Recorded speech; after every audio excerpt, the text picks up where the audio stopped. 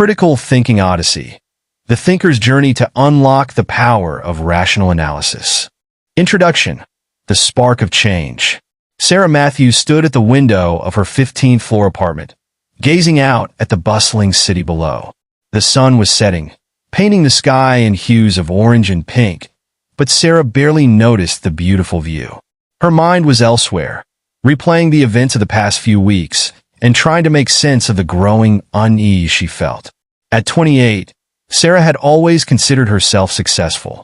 A marketing executive at a prestigious firm, she had climbed the corporate ladder quickly, impressing her superiors with her creativity and drive. Her personal life, too, seemed picture-perfect from the outside, a wide circle of friends, a loving family, and a comfortable lifestyle in the heart of the city. Yet lately, something felt off. It wasn't anything she could put her finger on, more like a persistent itch at the back of her mind. She found herself getting into more arguments, both online and in person. Discussions that once energized her now left her feeling drained and frustrated. Even at work, where she had always felt confident, she was starting to second-guess her decisions. Sarah sighed and turned away from the window, her eyes falling on the stack of self-help books on her coffee table.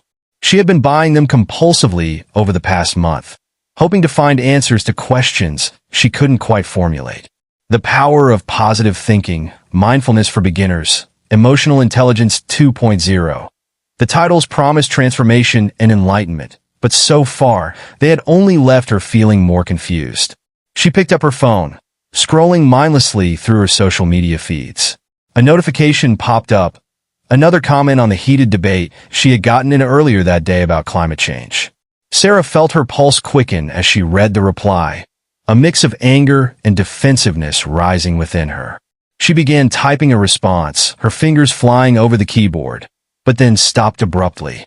"What am I doing?" she muttered to herself, putting the phone down. This was exactly the kind of interaction that had been leaving her feeling drained and dissatisfied. But how could she engage differently? How could she navigate these complex discussions without losing her cool or retreating entirely? Sarah's mind wandered to the team meeting earlier that week. Her boss, Jennifer, had praised her idea but had also noticed her uncertainty. The conversation they had afterward kept replaying in her mind. "Have you ever considered developing your critical thinking skills?" Jennifer had asked. At the time, Sarah had been skeptical. Critical thinking sounded like something reserved for philosophers and scientists, not for a marketing executive. But now, as she sat in her quiet apartment, the idea began to take root.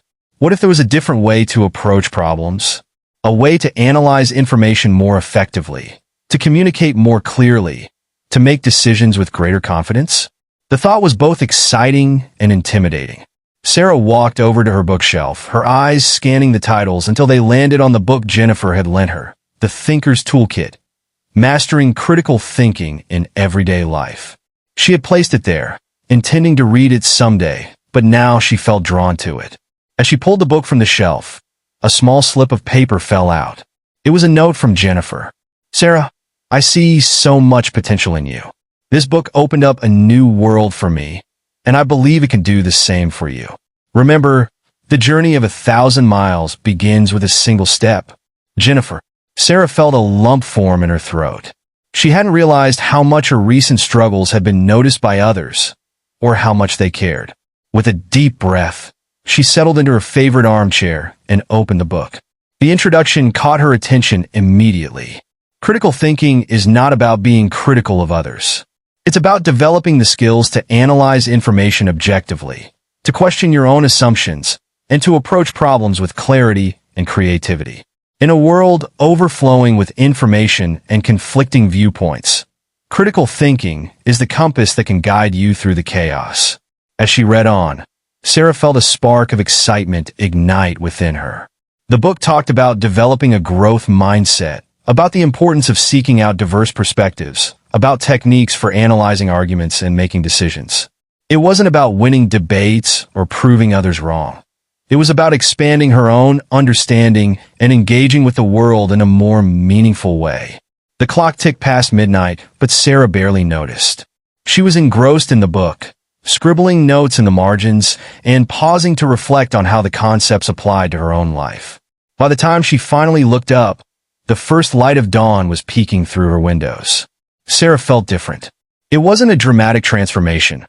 She hadn't suddenly become a master of critical thinking overnight. But she felt a sense of hope and direction that had been missing for months. She realized that she was standing at the beginning of a journey, one that promised to challenge her assumptions, expand her mind, and potentially transform her life. As she got ready for work that morning, Sarah made a decision. She would commit to this journey of developing her critical thinking skills. She would approach each day as an opportunity to learn, to question, to grow. It wouldn't be easy. She knew she would face challenges and setbacks along the way. But for the first time in a long while, she felt excited about the path ahead. On her way out the door, Sarah paused at her mirror. The face looking back at her was the same as always, but there was a new glint of determination in her eyes. "Here's to new beginnings," she said to her reflection, a small smile playing on her lips. As she stepped out into the bustling city streets, Sarah felt as though she was seeing the world through new eyes. The conversations happening around her, the advertisements plastered on billboards, the headlines scrolling across news tickers. All of these now presented themselves not just as background noise, but as opportunities for analysis and deeper understanding. She arrived at her office building, her mind buzzing with ideas. As she waited for the elevator, she overheard two of her colleagues engaged in a heated discussion about a new company policy. "It's ridiculous," one was saying. "This new system will never work. It's just management trying to micromanage us again." In the past, Sarah might have jumped in with her own opinion, either agreeing or arguing depending on her mood. But today, she found herself listening more carefully, noting the assumptions underlying their arguments, the emotional responses clouding their judgment. When they turned to her, asking for her opinion, Sarah took a moment before responding. "You both raise interesting points," she said carefully. "I'm curious, have we looked at any data on how similar systems have worked in other companies?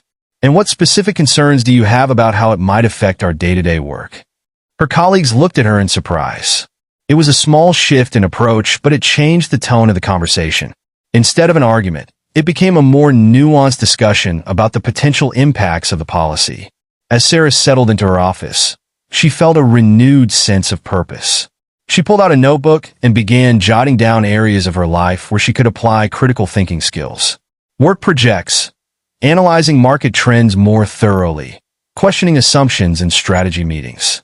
Personal finance, making more informed decisions about investments and spending.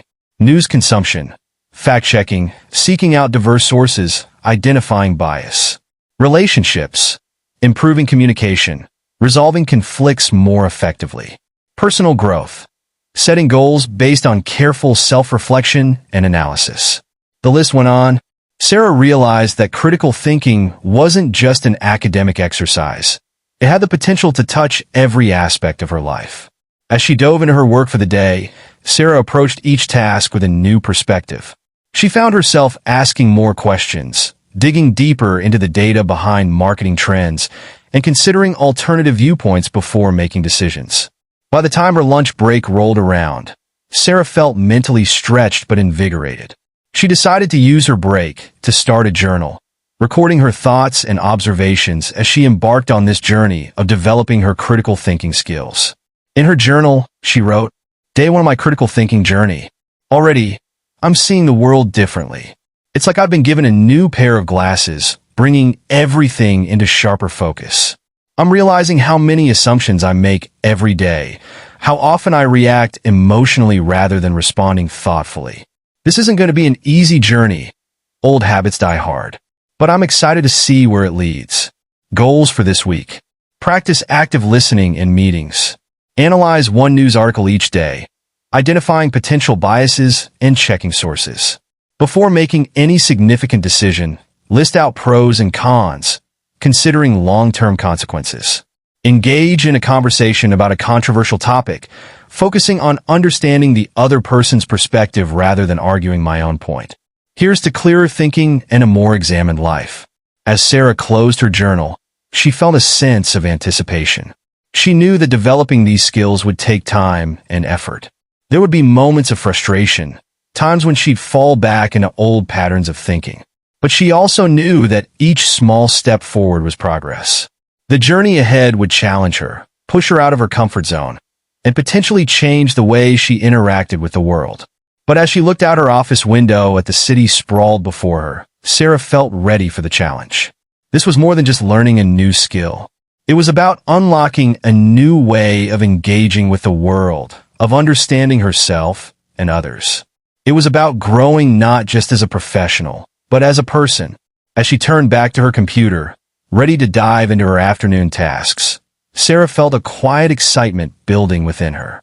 The journey of 1,000 miles begins with a single step, Jennifer had written, and Sarah had just taken hers. Little did she know, this was only the beginning of a transformative journey that would challenge her assumptions, expand her horizons, and ultimately lead her to a deeper understanding of herself and the world around her. The path of the critical thinker lay before her, full of challenges and opportunities, ready to be explored. Chapter 1. The First Step. Sarah's alarm blared at 6:30 a.m., jolting her awake. For a moment, she felt the familiar wave of Monday morning dread wash over her. But as she reached to silence her phone, her eyes fell on the Thinker's Toolkit lying on her nightstand. A small smile played on her lips as she remembered her resolution from the night before. Today wasn't just another Monday. It was the first day of her journey into critical thinking. As she went through her morning routine, Sarah's mind buzzed with the concepts she'd read about. She paused in front of the mirror, toothbrush in hand, and made a decision.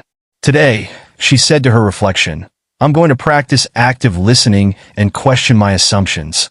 The morning commute usually passed in a blur of podcast chatter and half-heard announcements. But today, Sarah made a conscious effort to observe her surroundings.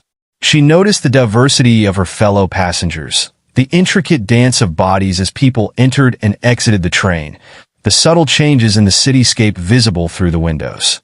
As she approached her office building, Sarah spotted her colleague, Tom, heading for the entrance. Normally, their morning exchanges were limited to hurried greetings, but today Sarah decided to engage.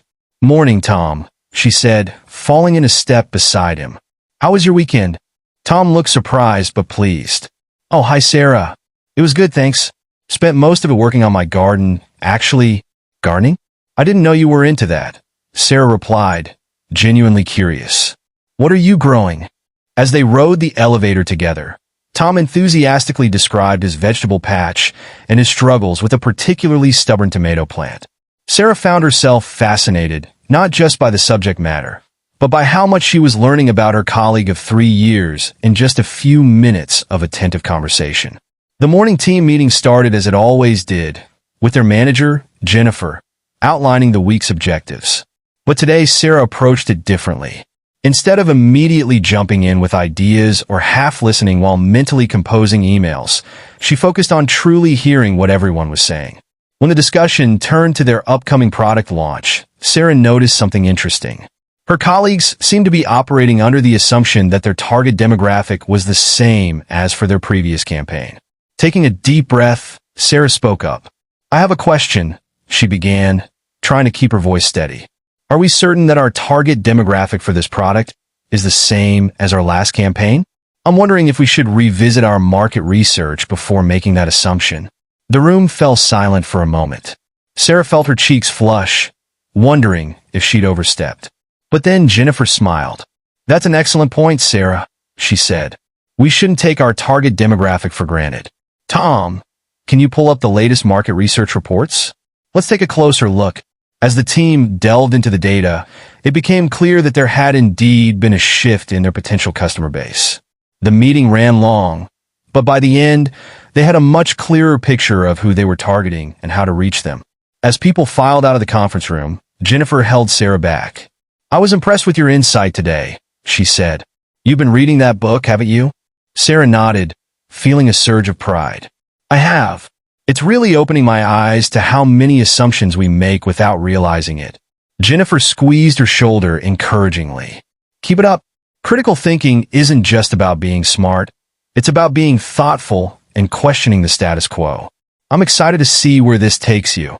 Energized by the successful meeting, Sarah threw herself into her work. She found herself pausing frequently to to question her assumptions and consider alternative perspectives. It was mentally taxing but also exhilarating. At lunch, instead of eating at her desk as usual, Sarah decided to join a group of colleagues in the break room. The conversation turned to a recent controversial news story. In the past, Sarah might have either stayed quiet or jumped in with her opinion. Today, she tried a different approach. "What do you all think are the key issues at play here?" she asked, genuinely curious about her colleagues' perspectives. What followed was one of the most engaging discussions Sarah had experienced at work.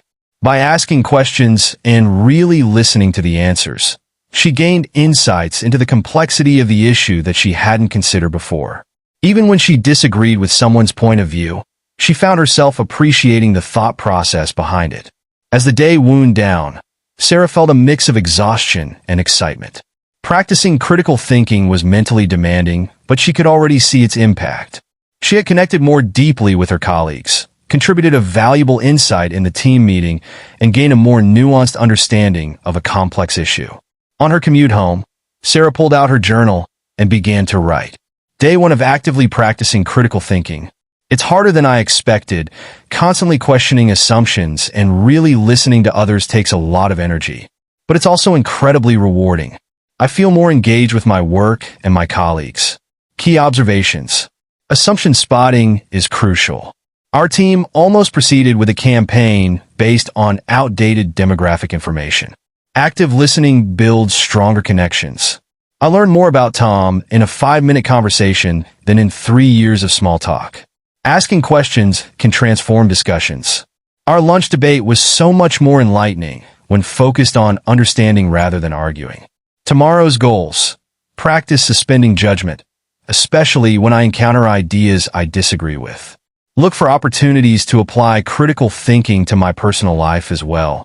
As Sarah closed her journal, she noticed a text from her friend Emma. "Hey, want to grab drinks tonight? I need to vent about my job." Sarah hesitated. Usually, these venting sessions turned into echo chambers of negativity. But maybe this was an opportunity to apply her newfound skills outside of work. "Sure," she texted back. "But how about we do something different? Instead of just venting, maybe we could brainstorm some solutions?" Emma's reply came quickly. Okay. This sounds suspiciously productive for a Monday night, but I'm intrigued. See you at 7. As Sarah got ready to meet Emma, she felt a flutter of nervousness. Changing her own thought patterns was one thing, but introducing these ideas to her personal relationships felt more challenging. Still, she was committed to this journey. At the bar, Emma launched into her complaints almost immediately. Sarah listened attentively, noting the underlying issues behind her friend's frustrations. When Emma paused for breath, Sarah gently steered the conversation in a new direction. "It sounds like you're dealing with some really challenging situations," Sarah began. "I'm wondering, what do you think are the root causes of these problems? And if you were in charge, what changes would you make?" Emma looked taken aback for a moment, then thoughtful. I've never really considered it from that angle," she said slowly. What followed was a far more constructive conversation than their usual venting sessions. By the end of the night, Emma had a list of potential solutions to propose to her manager, and a newfound sense of empowerment. As Sarah walked home, she felt a deep sense of satisfaction. It had been just one day, but she could already see the potential impact of critical thinking on every aspect of her life. She was under no illusion that the journey would be easy. Changing ingrained thought patterns and habits would take time and persistent effort. But as she looked up at the starry sky, Sarah felt a sense of excitement about the path ahead. She was developing not just a new skill, but a new way of engaging with the world. The journey of the critical thinker had begun, and Sarah was eager to see where it would lead. Chapter 2. Challenging Assumptions. As the week progressed, Sarah found herself becoming increasingly aware of the assumptions that permeated her daily life. It was as if she had been given a pair of special glasses that allowed her to see the invisible threads of presumption weaving through every conversation and decision. On Wednesday morning, Sarah arrived at the office early, armed with a new resolve. She had spent the previous evening delving deeper into the Thinker's Toolkit, focusing on a chapter about identifying and challenging assumptions. Today, she was determined to put these ideas into practice. The marketing team was gathered for their midweek strategy session.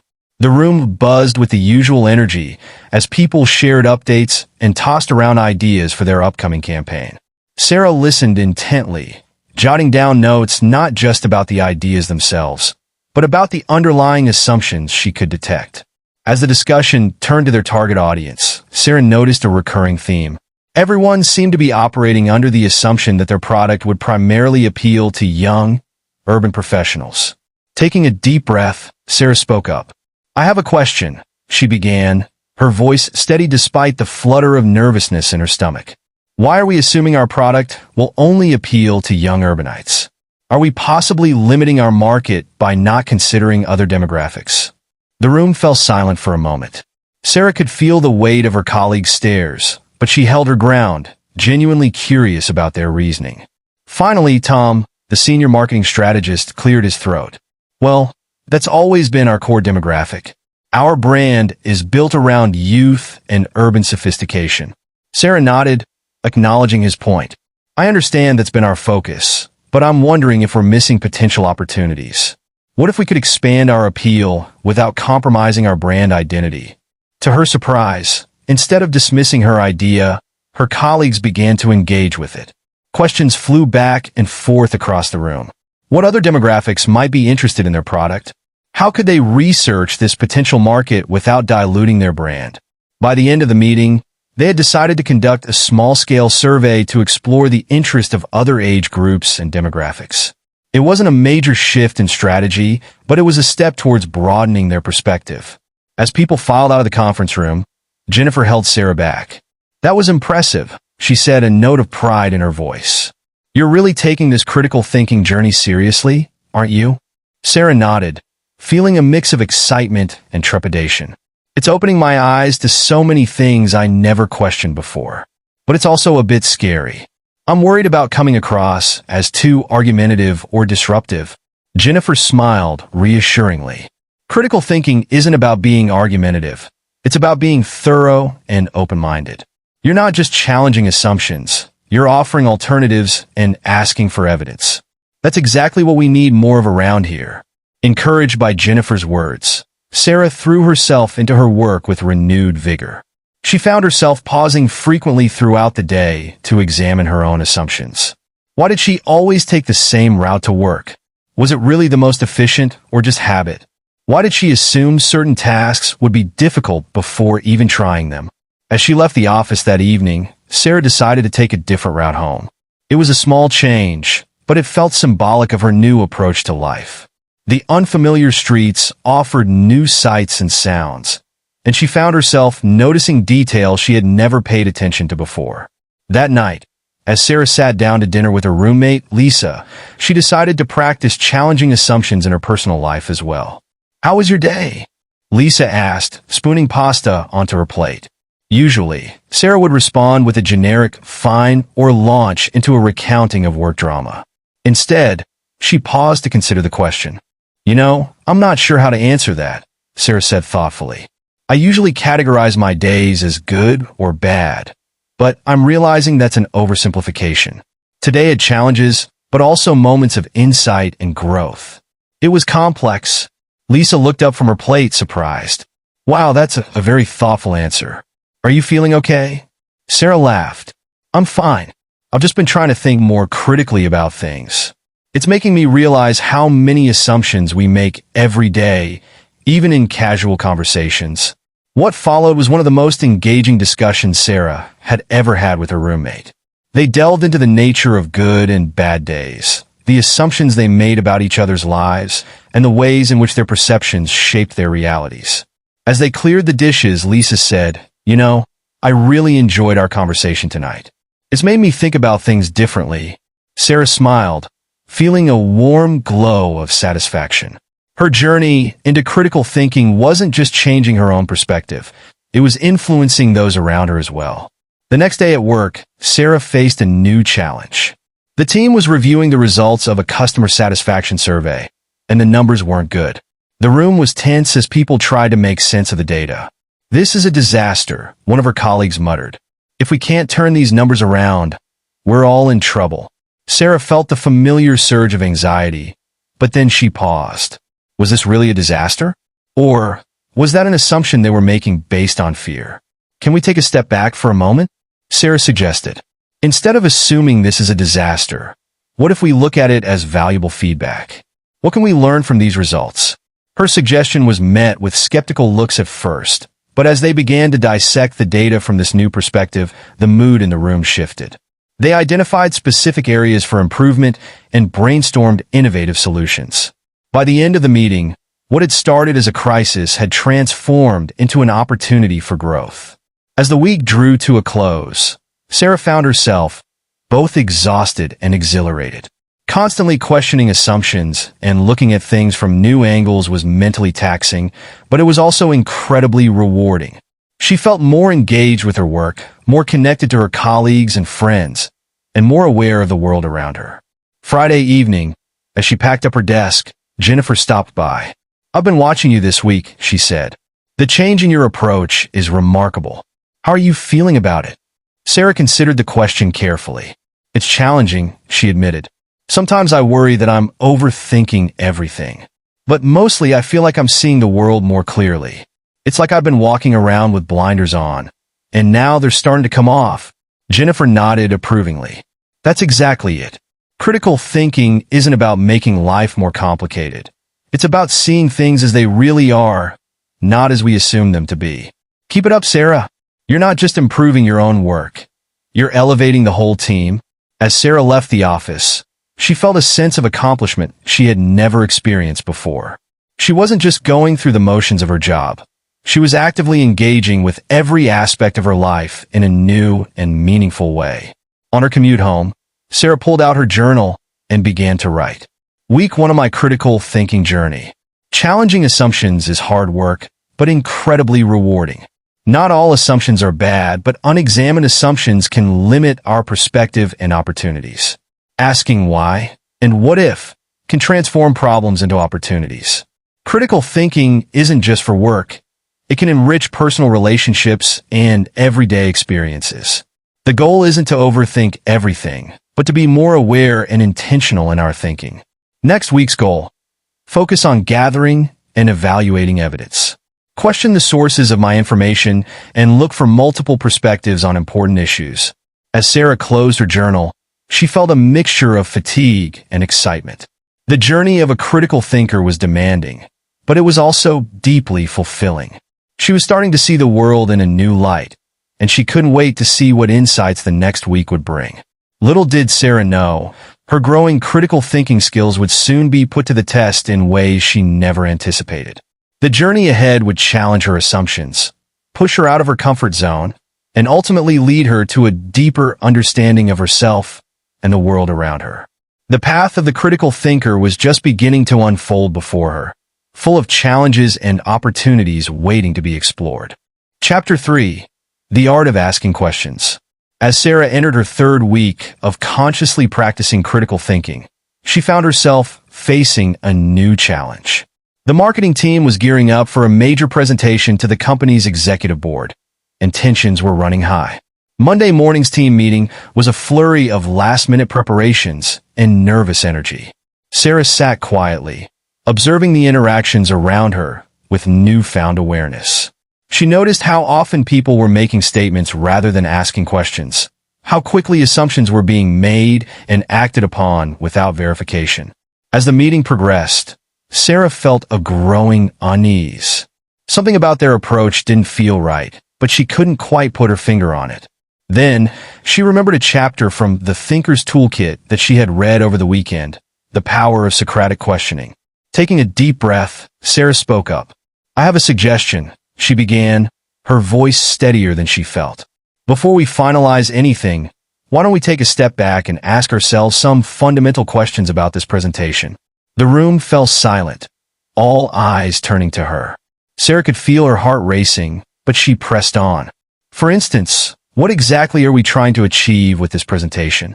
Who is our audience really, and what do they care about most? Are we making any assumptions that we haven't verified?" To her surprise, instead of dismissing her ideas, her colleagues began to engage. Tom, the senior strategist, was the first to respond. "You know, Sarah, those are excellent questions, he said, a thoughtful expression on his face. I think we've been so focused on impressing the board that we may have lost sight of our actual objectives. What followed was a complete shift in the meeting's dynamics. Instead of rushing to finalize slides and rehearse talking points, the team began to dissect their approach using Sarah's questions as a guide. They realized that they had been making assumptions about what the board wanted to hear, rather than focusing on what they truly needed to communicate. They had been preparing to overwhelm the executives with data without considering how to make that data meaningful and actionable. As the day wore on, Sarah found herself naturally falling into the role of a questioner. Every time someone made a statement, she gently probed deeper. Why do we believe that? How do we know?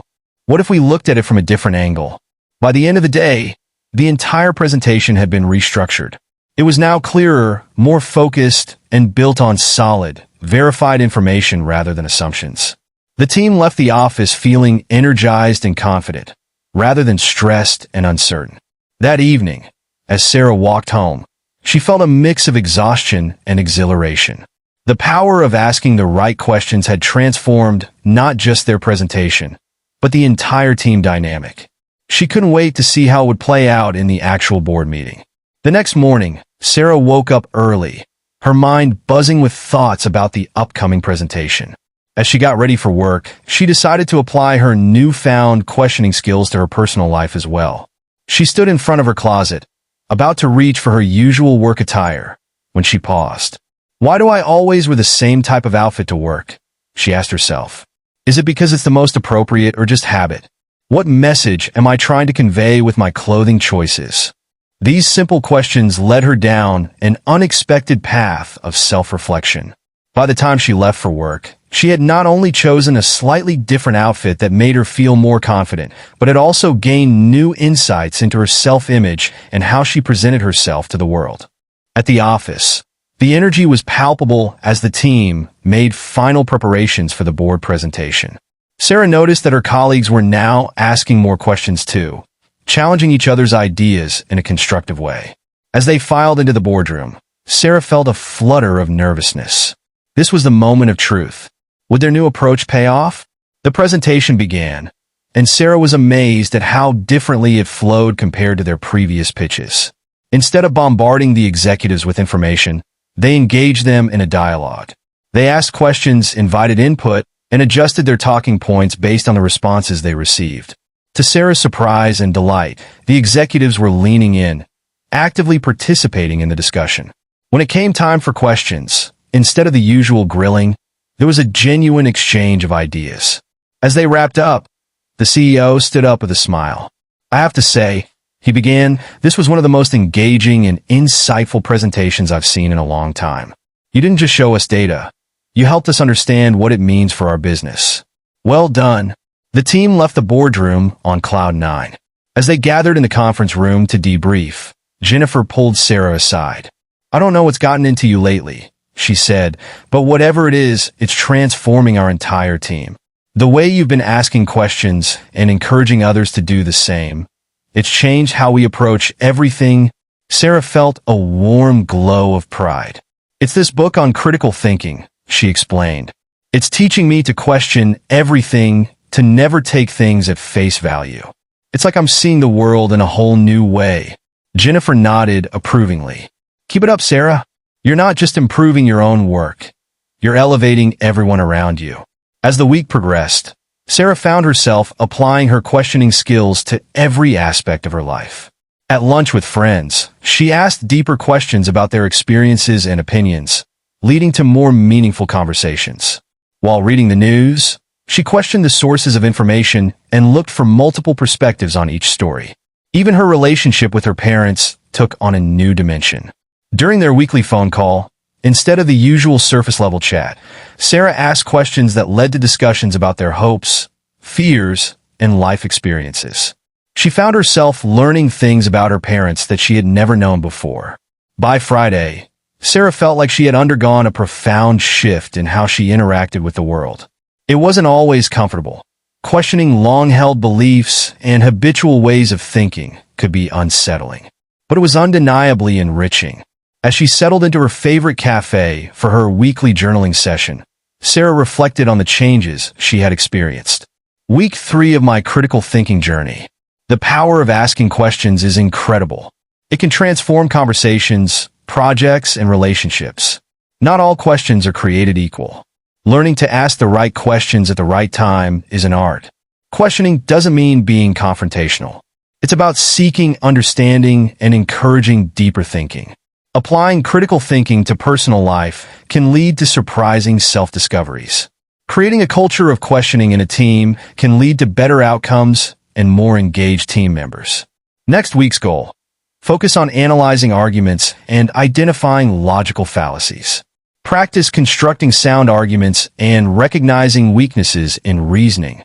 As Sarah closed her journal, she felt a sense of excitement about the week ahead. She was starting to see critical thinking not just as a skill, but as a way of life.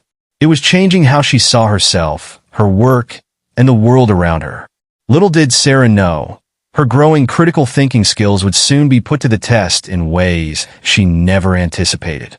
The journey ahead would challenge her to question her deepest beliefs, confront difficult truths, and navigate complex ethical dilemmas. But with each challenge, she was becoming more equipped to face the complexities of the modern world. The path of the critical thinker was unfolding before her, full of questions waiting to be asked and insights waiting to be discovered. And Sarah was ready to embrace every step of the journey. Chapter 4: Navigating Logical Fallacies. As Sarah entered her 4th week of consciously practicing critical thinking, she found herself facing a new and intriguing challenge. The marketing team was embroiled in a heated debate about the direction of their next major campaign, and Sarah was determined to use her newfound skills to help navigate this complex situation.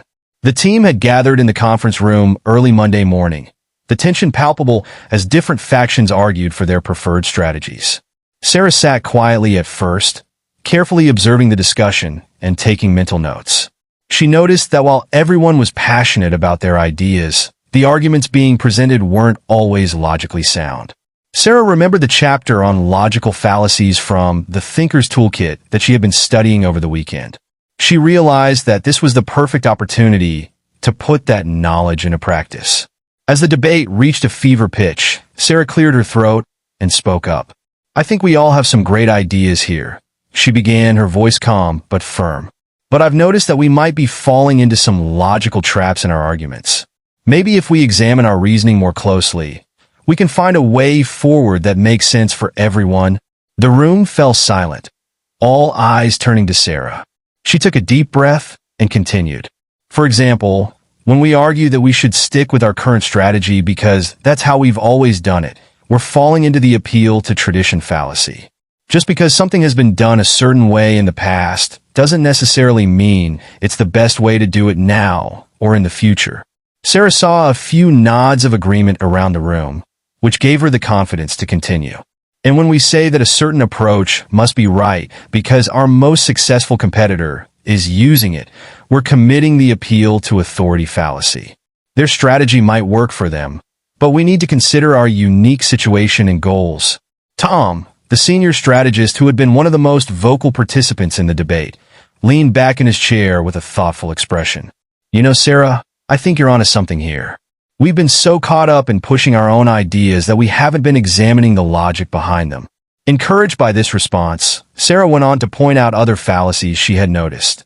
The false dilemma fallacy, when they assumed there were only 2 possible strategies to choose from. The hasty generalization when they based broad conclusions on limited data, and the ad hominem fallacy when arguments started to become personal attacks rather than addressing the ideas themselves. As Sarah spoke, she could see a shift in the room's dynamics. Instead of arguing, her colleagues were now listening intently, some even taking notes. The atmosphere had changed from combative to collaborative. Jennifer, who had been quietly observing, finally spoke up. "This is exactly the kind of critical thinking we need," she said, a note of approval in her voice. "Sarah, can you guide us through examining each of our proposed strategies using this lens?"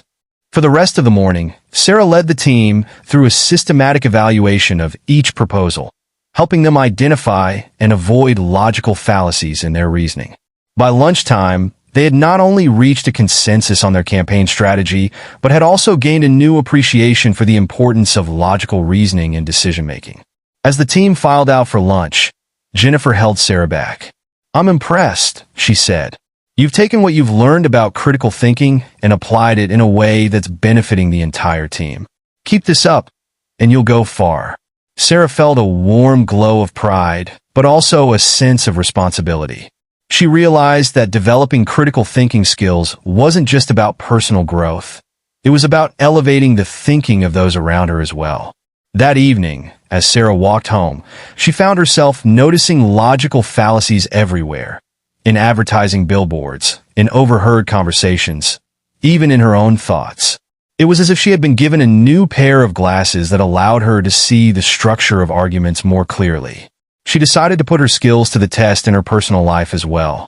When she called her parents that evening for their weekly chat, she paid close attention to the reasoning behind their opinions and gently pointed out any logical flaws she noticed. To her surprise, instead of becoming defensive, her parents seemed intrigued by this new approach to discussion. "You've changed," her mother remarked towards the end of the call. "You're asking different kinds of questions, really listening to our answers. It's nice. I feel like we're having real conversations now." Sarah smiled, realizing that critical thinking wasn't just changing how she thought. It was transforming her relationships as well. The next day at work, Sarah found her colleagues coming to her for advice on how to structure their arguments more logically. She was happy to help, but also encouraged them to read the Thinker's Toolkit for themselves. Soon, the entire office was buzzing with discussions about logical fallacies and sound reasoning. As the week progressed, Sarah noticed a significant change in how the team approached problems. Instead of jumping to conclusions or relying on gut feelings, they were now carefully examining the logic behind their ideas. Meetings became more productive, with fewer circular arguments and more substantive discussions. On Thursday, the team presented their new campaign strategy to the company's senior leadership. Sarah watched with pride as her colleagues delivered a presentation that was not only creative but also logically sound. They anticipated potential counterarguments and addressed them proactively, demonstrating a level of critical thinking that clearly impressed the executives. After the presentation, the CEO pulled Sarah aside. "Jennifer tells me you've been instrumental in bringing a new level of critical thinking to the team," he said. "I have to say, the difference is noticeable. How would you feel about leading a workshop on this for the entire company?" Sarah was stunned, but excited by the opportunity. She spent the next day preparing an outline for the workshop, drawing on her experiences and the knowledge she had gained from the Thinker's Toolkit. As she worked on the workshop plan, Sarah realized how far she had come in just 4 weeks. She was no longer just practicing critical thinking. She was becoming an advocate for it, helping others to develop these crucial skills. Friday evening found Sarah in her favorite cafe, ready for her weekly journaling session. As she reflected on the events of the week, she wrote, "Week 4 of my critical thinking journey. Recognizing logical fallacies is crucial for clear thinking and effective decision-making. By pointing out fallacies respectfully, we can elevate the quality of discussions and debates. Critical thinking skills are transferable across all areas of life, work, personal relationships, and even self-reflection. Teaching others about critical thinking not only helps them, but also deepens my own understanding. Creating a culture of critical thinking can transform an entire organization." Next week's goal: prepare for the company-wide workshop on critical thinking. Focus on how to teach these skills effectively and inspire others to embrace critical thinking in their daily lives. As Sarah closed her journal, she felt a mixture of excitement and nervousness about the challenge ahead. Teaching critical thinking to the entire company was a big responsibility, but she was eager to share what she had learned. She realized that her journey into critical thinking had not only changed how she approached problems at work, but had also transformed her personal life. She was having deeper conversations, making more informed decisions, and feeling more confident in her ability to navigate complex issues. The path ahead would undoubtedly bring new challenges, but Sarah felt equipped to face them. She had discovered that critical thinking was more than just a skill. It was a way of engaging with a world that opened up new possibilities and perspectives. As she left the cafe, Sarah felt a sense of purpose she had never experienced before. She was no longer just going through the motions of her job and her life.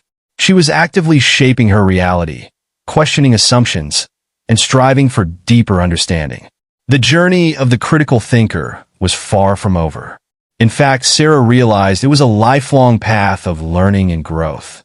But with each step, she was becoming more equipped to face the complexities of the modern world, to make better decisions, and to help others do the same. Little did Sarah know, her biggest challenge was yet to come. The company-wide workshop would test not only her understanding of critical thinking, but also her ability to inspire and lead others. But that was a challenge for another day. For now, Sarah was content in the knowledge that she was on the right path, continually growing and evolving as a thinker and as a person. Chapter 5. The Ripple Effect. Sarah stood at the front of the company's largest conference room, her heart pounding. The room was packed with employees from every department, all eyes fixed on her. This was the moment she had been preparing for all week, the company-wide workshop on critical thinking. As she looked out at the sea of faces, Sarah took a deep breath, remembering how far she had come in just 5 weeks. From questioning her own assumptions to leading a transformation in her team's approach to problem solving, she had experienced firsthand the power of critical thinking. Now, it was time to share that knowledge with others. "Good morning, everyone," Sarah began, her voice steady despite her nerves. "We're here today to talk about something that has the potential to transform not just how we work, but how we think about the world around us. We're here to talk about critical thinking." As Sarah launched into her presentation, she could see a mix of curiosity and skepticism on the faces before her. She knew that for many, the concept of critical thinking might seem abstract or irrelevant to their daily work. But she was determined to show them otherwise. She started with a simple exercise, presenting the group with a common workplace scenario filled with assumptions and logical fallacies. As she guided them through the process of questioning these assumptions and identifying the flaws in reasoning, she could see the light of understanding beginning to dawn in many eyes. Critical thinking isn't about being critical of others, Sarah explained. It's about approaching information and ideas with an open mind, questioning our own assumptions, and striving to make decisions based on sound reasoning and evidence. As the workshop progressed, Sarah introduced more complex exercises, challenging the participants to apply critical thinking skills to real-world problems their company was facing. The energy in the room was palpable as people engaged in lively discussions, questioning long-held beliefs and considering new perspectives. During a break, Sarah overheard 2 engineers discussing how they could apply these principles to their current project. In another corner, a group from the sales department was excitedly talking about how critical thinking could help them better understand and meet customer needs. Sarah felt a surge of pride and excitement. The seeds of critical thinking were being planted throughout the company, and she could already see them beginning to sprout. As the workshop came to a close, the CEO stood up to address the room. "I want to thank Sarah for this eye-opening session," he said. "What we've learned today has the potential to revolutionize how we approach challenges and make decisions as a company. I encourage all of you to continue exploring these ideas and applying them in your daily work." The days following the workshop were a whirlwind for Sarah. Colleagues from every department were reaching out to her, asking for advice on how to apply critical thinking to their specific roles. She found herself mentoring junior staff, consulting on complex projects, and even helping the HR department revamp their hiring process to include critical thinking assessments. But it wasn't just at work that Sarah was seeing the impact of her critical thinking journey. One evening, as she was having dinner with her longtime friend Emma, she noticed a change in their conversation dynamics. "You know, Sarah," Emma said, putting down her fork, "talking with you has become really different lately. You ask these questions that make me really think about why I believe what I believe. It's challenging sometimes, but in a good way. I feel like I'm understanding myself better." Sarah smiled, realizing that the ripple effect of her critical thinking journey was extending far beyond her professional life. She was helping those around her to think more deeply and clearly about their own lives and beliefs. As the weeks passed, Sarah began to notice larger changes in the company culture. Meetings that once devolved into circular arguments now became productive discussions where ideas were thoroughly examined and refined. The quality of decision-making improved across all levels of the organization, leading to more innovative solutions and better outcomes. One day, Jennifer called Sarah into her office. "I've got some news," she said, a smile playing on her lips. "The executive team has been so impressed with the impact of your critical thinking initiative that they want to create a new position, Head of Critical Thinking and Innovation. And they want you to fill it." Sarah was stunned. This was far beyond anything she had imagined when she first picked up the Thinker's Toolkit just a few weeks ago. As the reality of the offer sank in, she felt a mix of excitement and trepidation. This would be a huge responsibility, but also an incredible opportunity to drive real change. "Of course, this is a big decision," Jennifer continued. "I want you to take some time to think it over. Use those critical thinking skills you've been honing. And whatever you decide, know that you've already made a significant impact here." That evening, Sarah sat in her favorite cafe, journal open before her, pondering the decision. She carefully listed out the pros and cons, examined her own motivations, and considered the potential long-term implications of taking on this new role. As she worked through her thoughts, Sarah realized something profound. The critical thinking skills she had developed weren't just tools for making better decisions or solving problems. They were a means of engaging with the world in a deeper, more meaningful way. They allowed her to cut through the noise and complexity of modern life and focus on what truly mattered. After much reflection, Sarah decided to accept the position. She saw it as an opportunity not just for personal growth, but to create a lasting positive impact on the company and everyone who worked there. In her new role, Sarah faced challenges she had never encountered before. She was responsible for developing company-wide critical thinking initiatives, integrating critical thinking into the corporate strategy, and measuring the impact of these efforts on the company's performance. There were setbacks along the way. Some departments were resistant to change, and there were times when Sarah questioned whether she was truly making a difference. But she persevered, always returning to the core principles of critical thinking, questioning assumptions, evaluating evidence, and striving for clarity and logical consistency. Gradually, Sarah began to see the fruits of her labor. The company's decision-making processes became more robust, leading to better strategic choices. Innovation flourished as employees at all levels felt empowered to question the status quo and propose new ideas. The company's performance improved, and it gained a reputation as a forward-thinking, adaptive organization. But perhaps the most rewarding aspect for Sarah was seeing the personal growth in her colleagues. People who had once been afraid to speak up in meetings were now confidently presenting well-reasoned arguments. Teams that had been stuck in unproductive patterns were finding new ways to collaborate and solve problems. 1 year after her journey into critical thinking began, Sarah found herself back in the same cafe where she had first opened the Thinker's Toolkit. As she sipped her coffee and looked out at the bustling city street, she reflected on how much had changed. She pulled out her journal and began to write. 1 year into my critical thinking journey. Critical thinking is not just a skill, but a way of engaging with the world that leads to deeper understanding and more meaningful experiences. The impact of developing critical thinking skills extends far beyond professional success. It transforms relationships, self-understanding, and one's entire approach to life. Creating a culture of critical thinking can drive significant positive change in an organization, fostering innovation, better decision-making, and improved performance.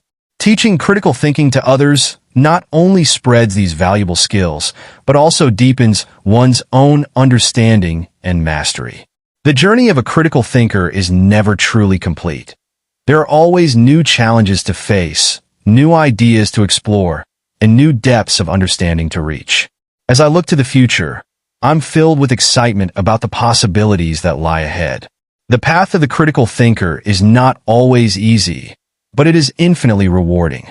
Here's to many more years of questioning, learning, and growing. As Sarah closed her journal, she felt a deep sense of gratitude for the journey she had undertaken. What had started as a personal quest for self-improvement had turned into something much larger, a ripple effect of positive change that was still expanding outward. She knew that there would be many more challenges ahead, both personally and professionally. But armed with her critical thinking skills and surrounded by a community of fellow thinkers she had helped to nurture, Sarah felt ready to face whatever the future might bring.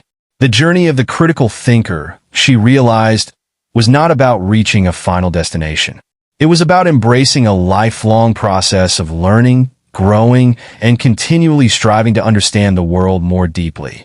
And for Sarah, that journey was just beginning. Chapter 6. Facing the Storm. 6 months into her role as head of critical thinking and innovation, Sarah found herself facing the biggest challenge of her career. The company was in crisis mode. A major product launch had failed spectacularly. Negative press was piling up, and rumors of layoffs were circulating. The atmosphere in the office was tense, with fear and uncertainty palpable in every meeting and conversation. As Sarah walked into the emergency board meeting, she could feel the weight of expectation on her shoulders. The room was filled with grim-faced executives, all looking to her for answers. After all, wasn't critical thinking supposed to prevent disasters like this? Sarah, the CEO began, his voice tight with stress. We need solutions, and we need them fast. How did our critical thinking initiatives fail to prevent this crisis? Sarah took a deep breath, reminding herself to apply the very principles she had been teaching. Before we jump to solutions, she said calmly, I think we need to take a step back and analyze the situation more thoroughly. Critical thinking isn't about preventing all problems. It's about approaching challenges in a more effective way. She could see skepticism on some faces, but she pressed on. Let's start by clearly defining the problem. What exactly went wrong with the product launch? What assumptions did we make that may have been incorrect? For the next hour, Sarah led the board through a structured analysis of the crisis. They identified key decision points, examined the reasoning behind each choice, and uncovered several critical assumptions that had gone unquestioned. As they dug deeper, a pattern began to emerge. Despite the company's embrace of critical thinking, there were still pockets of resistance. Some departments had fallen back into old habits of groupthink and hasty decision-making under pressure. I see this crisis not as a failure of critical thinking, Sarah concluded, but as an opportunity to deepen our commitment to it. We've made great strides, but we need to ensure these skills are truly ingrained at every level of the organization. The CEO leaned back in his chair, a thoughtful expression replacing his earlier frustration. Okay, Sarah, you've given us a clearer picture of how we got here. Now, how do we move forward? Sarah outlined a plan that combined immediate damage control with long-term strategies to strengthen the company's critical thinking culture. She proposed creating cross-functional crisis teams, each trained in advanced critical thinking techniques and tasked with tackling specific aspects of the problem. As the meeting concluded, Sarah could sense a shift in the room's energy. The panic had been replaced by a focused determination. They had a long road ahead, but for the first time since the crisis began, there was a sense of hope. Over the next few weeks, Sarah worked tirelessly with teams across the company. She conducted workshops on decision-making under pressure, taught techniques for recognizing and mitigating cognitive biases, and worked one-on-one with executives to help them model critical thinking for their departments. The crisis was far from over, but gradually, things began to improve. The crisis teams, armed with their critical thinking tools, were making progress on multiple fronts. They developed a transparent communication strategy that helped rebuild trust with customers and shareholders. They identified and corrected the technical issues that had plagued the product launch. Most importantly, they were learning from each setback, refining their approach with each new challenge. One evening, as Sarah was leaving the office after another long day, she ran into Tom from the marketing department. I owe you an apology, he said, looking sheepish. When all this started, I thought the whole critical thinking thing was just corporate buzzwords. But seeing how it's helped us navigate this mess, well, I'm a believer now. Sarah smiled, touched by his honesty. Critical thinking isn't a magic solution, she replied. It's a tool, and like any tool, it takes practice to use effectively. We're all still learning. As weeks turned into months, the company began to emerge from the crisis. The failed product was redesigned and relaunched to positive reviews. The negative press began to turn around as journalists reported on the company's innovative approach to crisis management. Sarah, however, knew that the real test was yet to come. It's easy for people to embrace new ways of thinking during a crisis. But would these changes stick once things return to normal? Determined to cement the progress they'd made, Sarah proposed a bold new initiative. She wanted to integrate critical thinking into every aspect of the company's operations, from hiring practices to performance reviews to strategic planning. "We need to make critical thinking part of our DNA," she explained to the board. "It should be as fundamental to our company as our product lines or our brand identity." The initiative was approved, and Sarah threw herself into its implementation. She developed a comprehensive critical thinking curriculum for employees at all levels. She worked with HR to revamp the hiring process, placing greater emphasis on candidates' ability to think critically and creatively. One of her most innovative ideas was the creation of a critical thinking challenge program. Each month, employees were presented with a complex problem facing the company or the industry as a whole. They were encouraged to apply their critical thinking skills to develop and present potential solutions. The best ideas were rewarded and often implemented, giving employees at all levels a voice in shaping the company's future. As the program gained traction, Sarah began to see a remarkable transformation. Meetings became more productive, with participants asking probing questions and challenging assumptions constructively. Innovation flourished as employees felt empowered to think outside the box and propose novel solutions to long-standing problems. The company's performance began to improve dramatically. They were making better strategic decisions, responding more effectively to market changes, and developing more innovative products. The crisis that had once threatened to sink the company had become a catalyst for positive change. 1 year after the failed product launch, Sarah stood before the company at the annual all-hands meeting. As she looked out at the sea of faces, she felt a surge of pride in how far they had come. "A year ago, we faced a crisis that threatened the very existence of our company," she began. "Today, we stand stronger than ever. Not because we avoided challenges, but because we learned to face them head-on, with clear minds and sound reasoning." She paused, letting her words sink in. Critical thinking isn't just about avoiding mistakes or solving problems.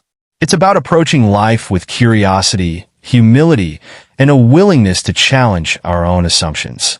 It's about seeing opportunities where others see obstacles.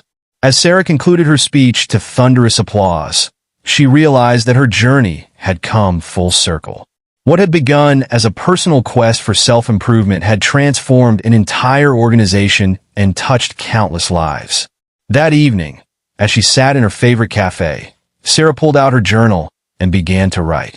Reflections on a year of crisis and growth. Critical thinking is not a guarantee against failure, but it is an invaluable tool for navigating challenges and learning from setbacks.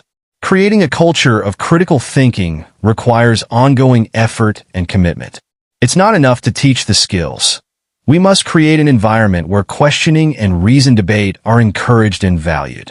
True critical thinking goes beyond logic and analysis. It requires emotional intelligence, empathy, and the ability to consider multiple perspectives. The most powerful changes often come from the bottom up. Empowering employees at all levels to think critically and contribute ideas can unleash incredible innovation and drive positive change.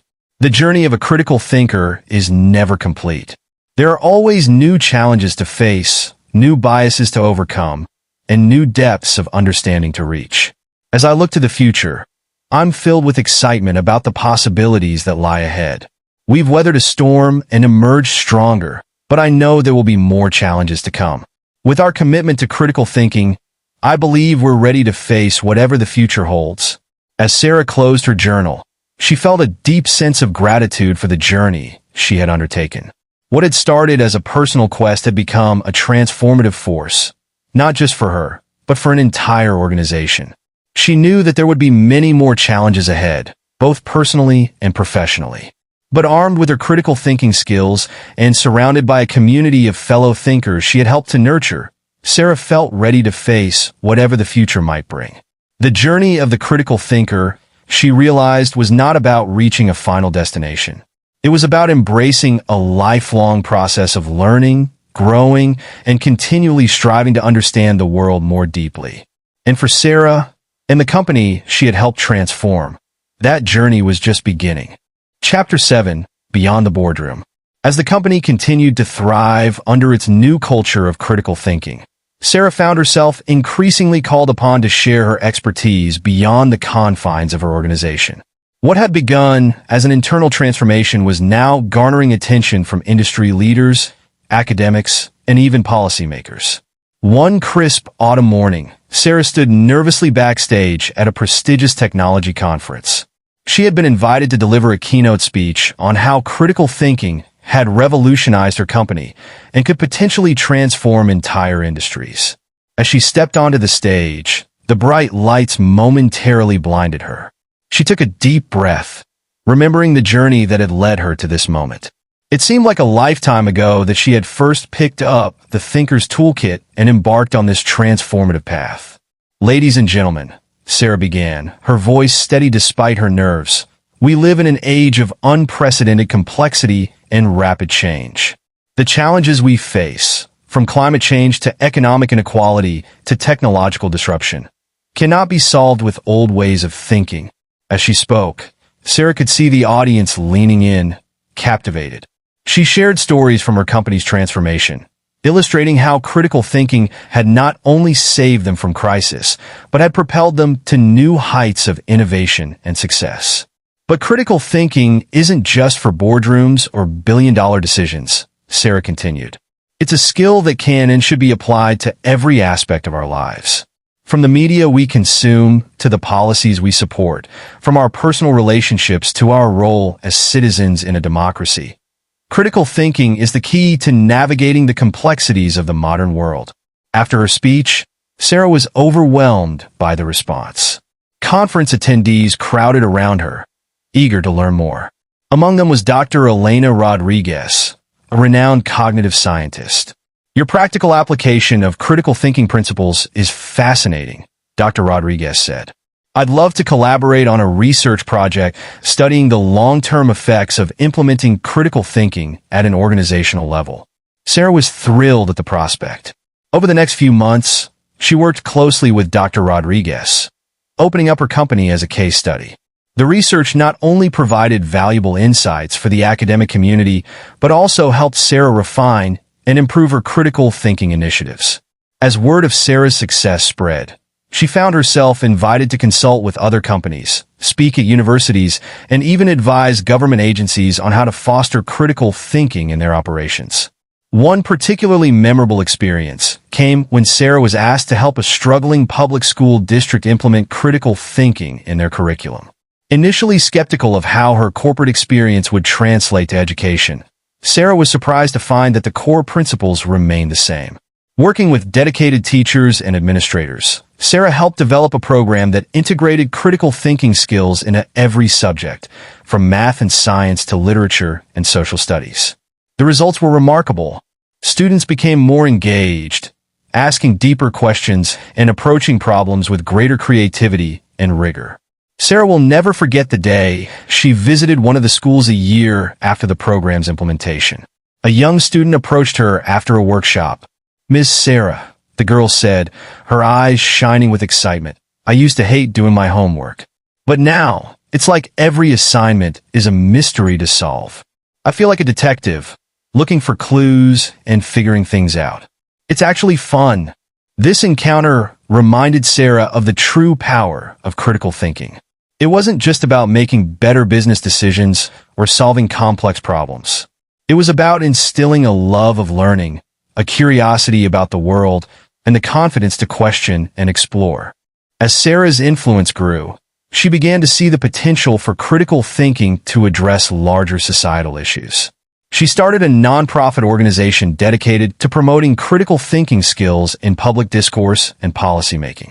The organization launched a series of public workshops and online courses, teaching people how to analyze news sources, identify logical fallacies, and engage in constructive debate. They also worked with journalists, helping them to apply critical thinking principles to their reporting and encourage a more nuanced understanding of complex issues among their readers. One of the organization's most successful initiatives was a partnership with several social media platforms to develop algorithms that would promote diverse viewpoints and fact-checked information. While initially met with skepticism, the program showed promising results in reducing the spread of misinformation and fostering more thoughtful online discussions. Despite her successes, Sarah faced her share of challenges and criticisms. Some accused her of promoting elite thinking that undermined traditional values. Others argued that her approach was too cerebral and ignored the role of emotion and intuition in decision-making. Sarah took these criticisms seriously, using them as opportunities to refine her understanding and approach. She worked to make her teachings more accessible and inclusive, emphasizing that critical thinking was not about being smart, but about being thoughtful and open-minded. She also delved deeper into the interplay between reason and emotion, studying the latest research in neuroscience and psychology. This led her to develop new techniques that incorporated emotional intelligence into the critical thinking framework, creating a more holistic approach to decision-making and problem-solving. As the years passed, Sarah watched with pride as the ripples of her work spread far and wide. Companies that had adopted her methods were outperforming their peers. Schools that had implemented critical thinking programs were seeing improved test scores and higher student engagement. Even in the political sphere, there were signs of a shift towards more reasoned debate and evidence-based policymaking. Yet, Sarah knew that the journey was far from over. In a world of increasing polarization and complexity, the need for critical thinking was greater than ever. There were still many challenges to overcome, many minds to reach, many problems to solve. One evening, as Sarah sat in her favorite cafe, reflecting on how far she had come, a young woman approached her table. "Excuse me," the woman said hesitantly, "but aren't you Sarah Matthews, the critical thinking expert?"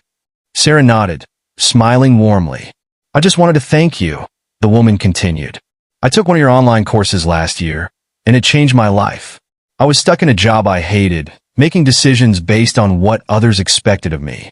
Learning to think critically helped me figure out what I really wanted and gave me the courage to pursue it."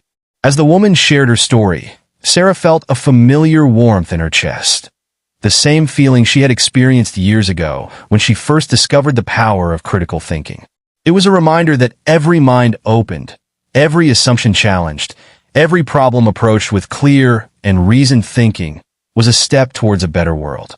Later that night, Sarah opened her journal and began to write. Reflections on the journey of a critical thinker.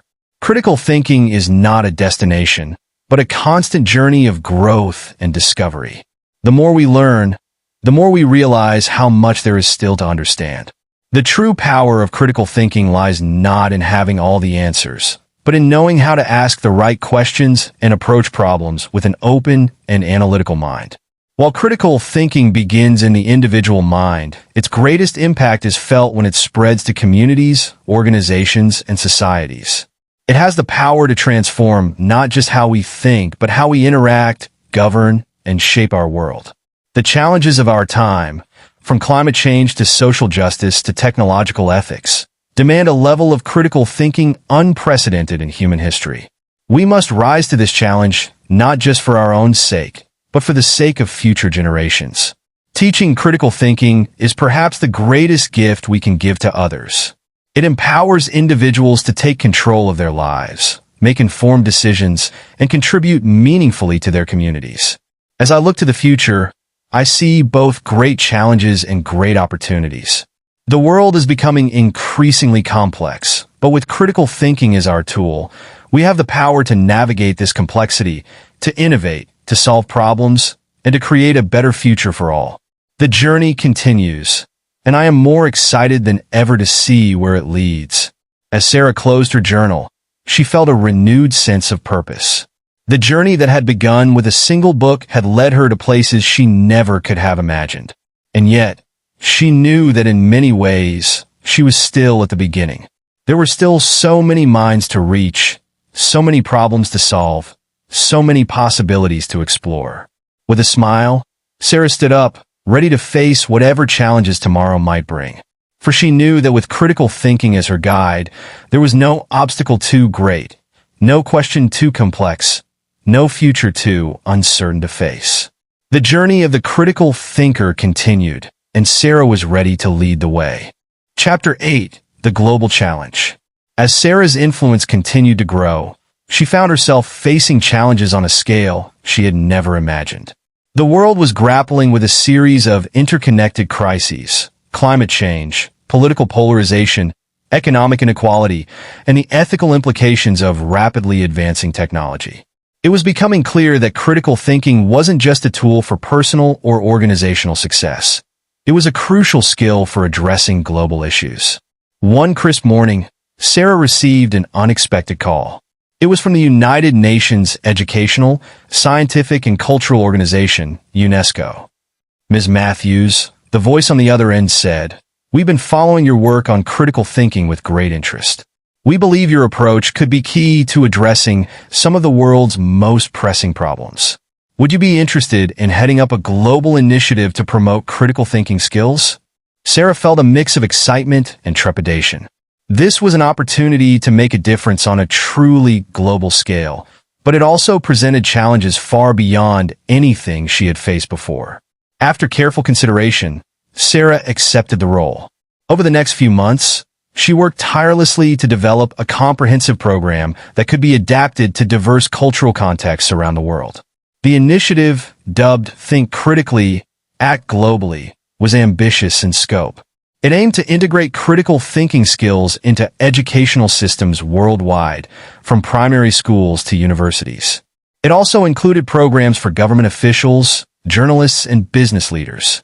As Sarah traveled the world to implement the program, she encountered a wide range of reactions. In some places, her ideas were embraced enthusiastically. In others, she faced skepticism and resistance. In a rural village in India, Sarah worked with local teachers to adapt the critical thinking curriculum to their specific needs and cultural context. She was deeply moved by the eagerness of the students to learn and apply these new skills. "Before, I accepted everything I was told without question," one young girl told her. "Now I know how to think for myself, to ask why, and to look for evidence.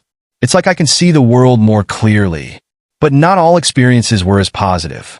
In a European country grappling with the rise of populism, Sarah faced hostility from politicians who saw critical thinking as a threat to their power. "You're trying to undermine our traditional values," one angry official accused her during a tense meeting. "Our people don't need to question everything. They need strong leadership and clear answers." Sarah took a deep breath, reminding herself to apply the very principles she was teaching. "I understand your concerns," she replied calmly. "But critical thinking isn't about undermining values. It's about examining our beliefs and decisions carefully to ensure they truly align with our values. It's about making our societies stronger and more resilient in the face of complex challenges." While she didn't win over every critic, Sarah's calm, reasoned approach often helped to open dialogues where before there had only been confrontation. As the program rolled out across the globe, Sarah began to see encouraging signs of change. In countries where the initiative had been implemented, there were measurable improvements in students' problem-solving abilities and civic engagement. Journalists trained in critical thinking were producing more nuanced, balanced reporting. Governments were making more evidence-based policy decisions. But the true test of the program came when the world faced a global health crisis. As a novel virus spread rapidly across borders, Sarah watched with a mix of concern and hope as the skills she had been teaching were put to the test on a global scale. In countries where critical thinking skills have been widely adopted, she saw populations more readily accepting scientific evidence, questioning misinformation, and cooperating with necessary public health measures. These nations tended to fare better in managing the crisis. However, in areas where critical thinking was less prevalent, conspiracy theories flourished, and public health efforts were often undermined by mistrust and misinformation. The stark contrast drove home the importance of the work Sarah had been doing. Critical thinking wasn't just an academic exercise or a business strategy. It was a vital tool for navigating global crises and saving lives.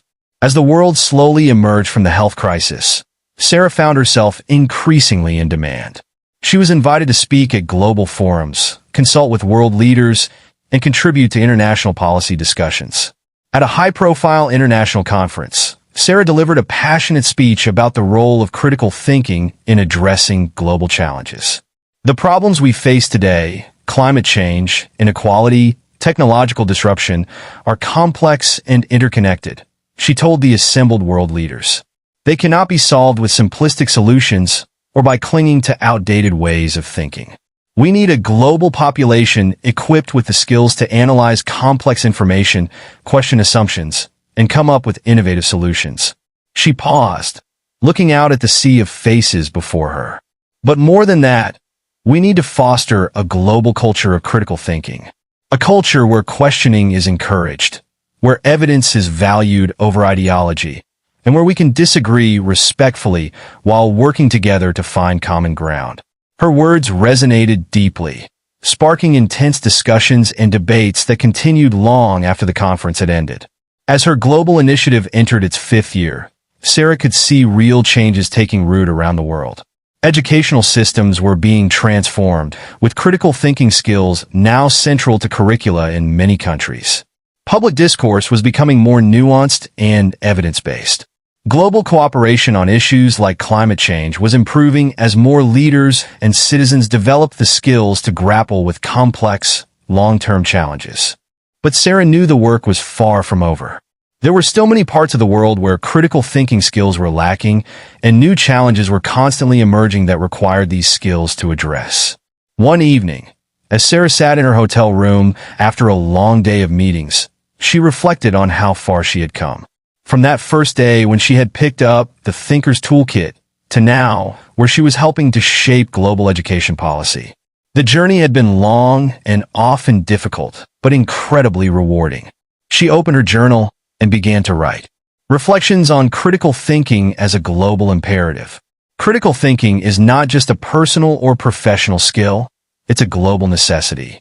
In our interconnected world, the ability to think critically is crucial for addressing transnational challenges. While the principles of critical thinking are universal, their application must be culturally sensitive. We need to find ways to teach these skills that resonate with diverse cultural contexts. Resistance to critical thinking often comes from a place of fear. Fear of change, fear of losing power, fear of confronting uncomfortable truths. Overcoming this resistance requires patience, empathy, and a willingness to engage in dialogue. The impact of critical thinking education goes far beyond academic achievement. It has the power to strengthen democracies, improve public health outcomes, and foster global cooperation. As technology continues to advance and the world becomes increasingly complex, critical thinking will only become more important. We need to prepare the next generation not just to navigate this complexity, but to shape it in positive ways. Looking ahead, I see both immense challenges and incredible opportunities.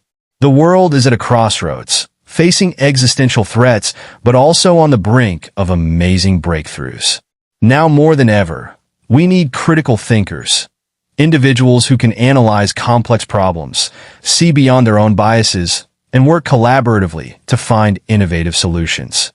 The journey to create a global culture of critical thinking is far from over. But every mind we open, every skill we teach, brings us one step closer to a world where reason, evidence, and thoughtful analysis guide our collective decisions. The future of our planet may very well depend on our success in this mission. As Sarah closed her journal, she felt a renewed sense of purpose. The journey that had begun with her personal quest for self-improvement had grown into a global movement. And while the challenges ahead were daunting, she felt ready to face them. For Sarah knew that with critical thinking as a guide, there was no problem too complex, no challenge too great to overcome. The global journey of critical thinking continued, and she was committed to leading the way, one mind at a time, towards a more thoughtful, reasoned, and hopeful future for all. Chapter 9, The Digital Frontier. As Sarah's global initiative entered its 7th year, a new challenge emerged that would test the limits of critical thinking in ways she had never imagined.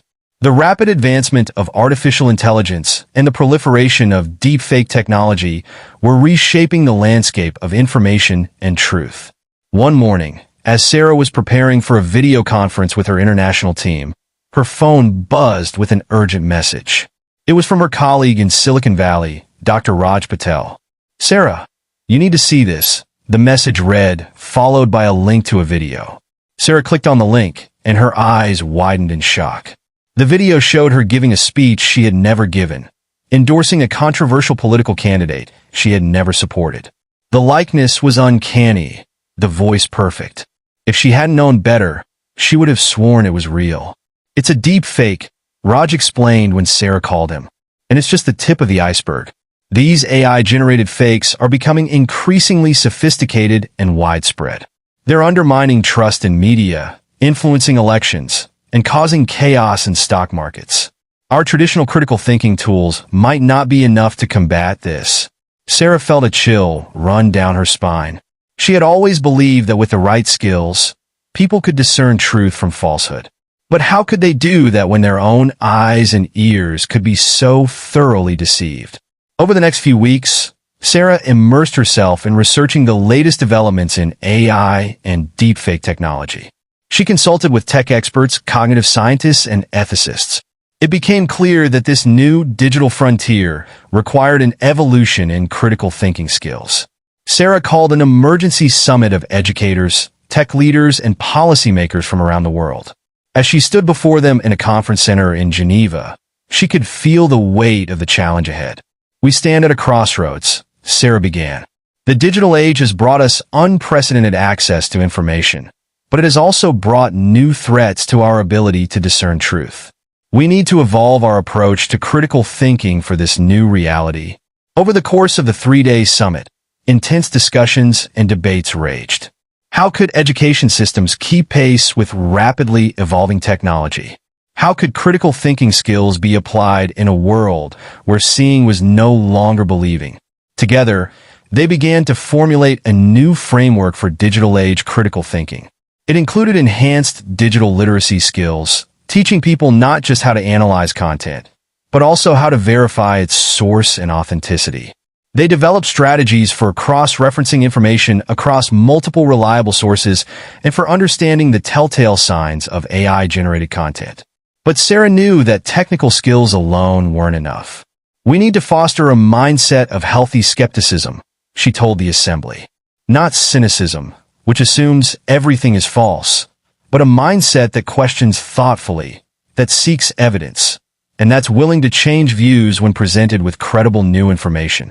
As the summit concluded, a new global initiative was born, Critical Thinking in the Digital Age. Sarah would lead a task force to implement this new curriculum worldwide, from elementary schools to adult education programs. The months that followed were a whirlwind of activity. Sarah traveled the globe, training educators, speaking at tech conferences, and working with governments to implement new policies around digital literacy and online content verification. In a classroom in Tokyo, Sarah watched as elementary school students learned to spot the signs of manipulated images. In Nairobi, she helped journalists develop protocols for verifying the authenticity of videos before publishing. In Silicon Valley, she collaborated with tech companies to develop AI tools that could detect deepfakes and flag potentially misleading content. But for every step forward, new challenges emerged. AI technology continued to advance at a dizzying pace.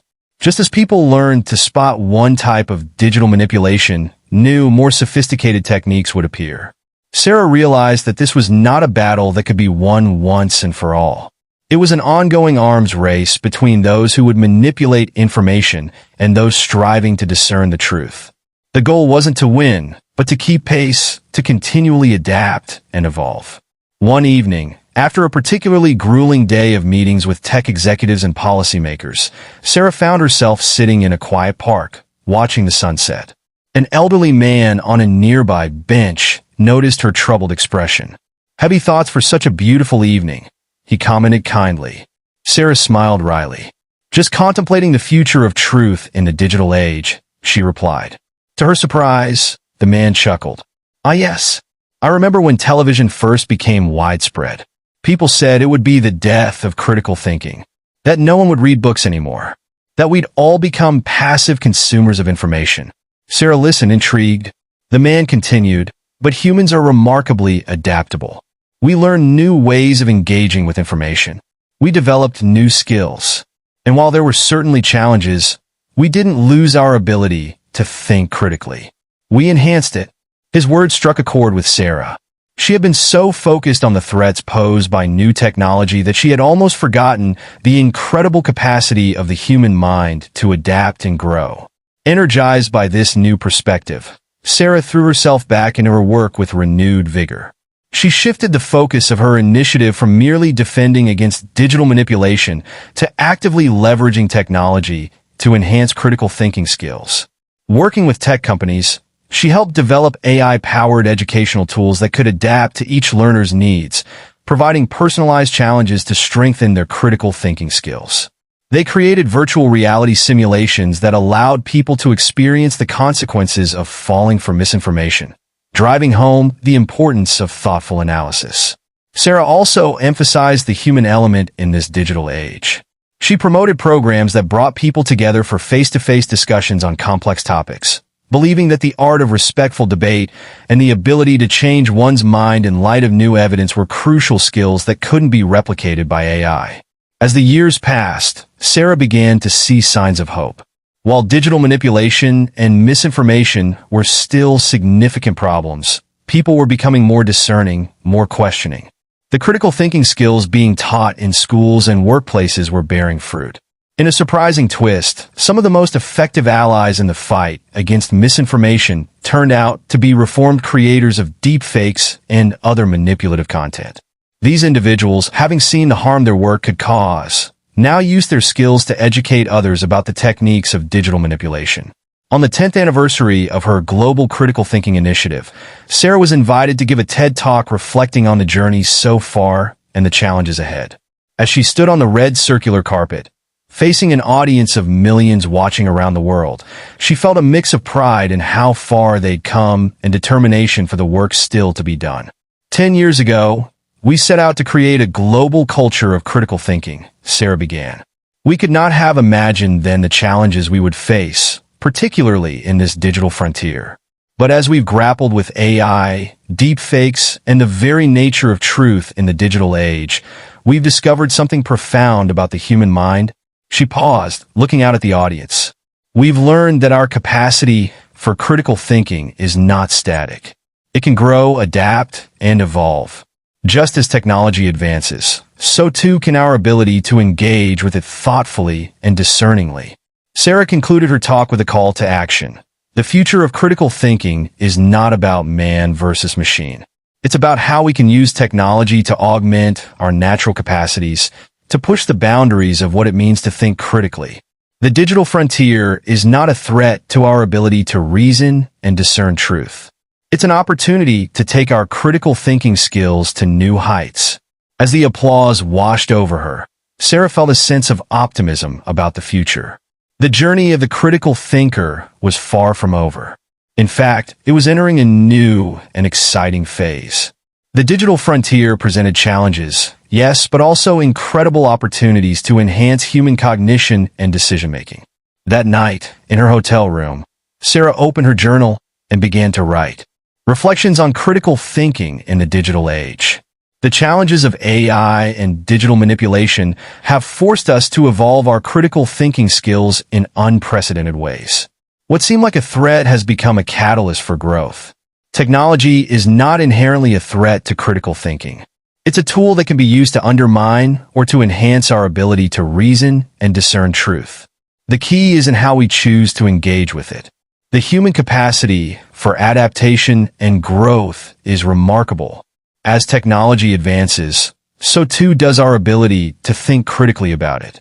In the digital age, critical thinking must go hand in hand with digital literacy. Understanding how information is created, disseminated, and manipulated online is crucial.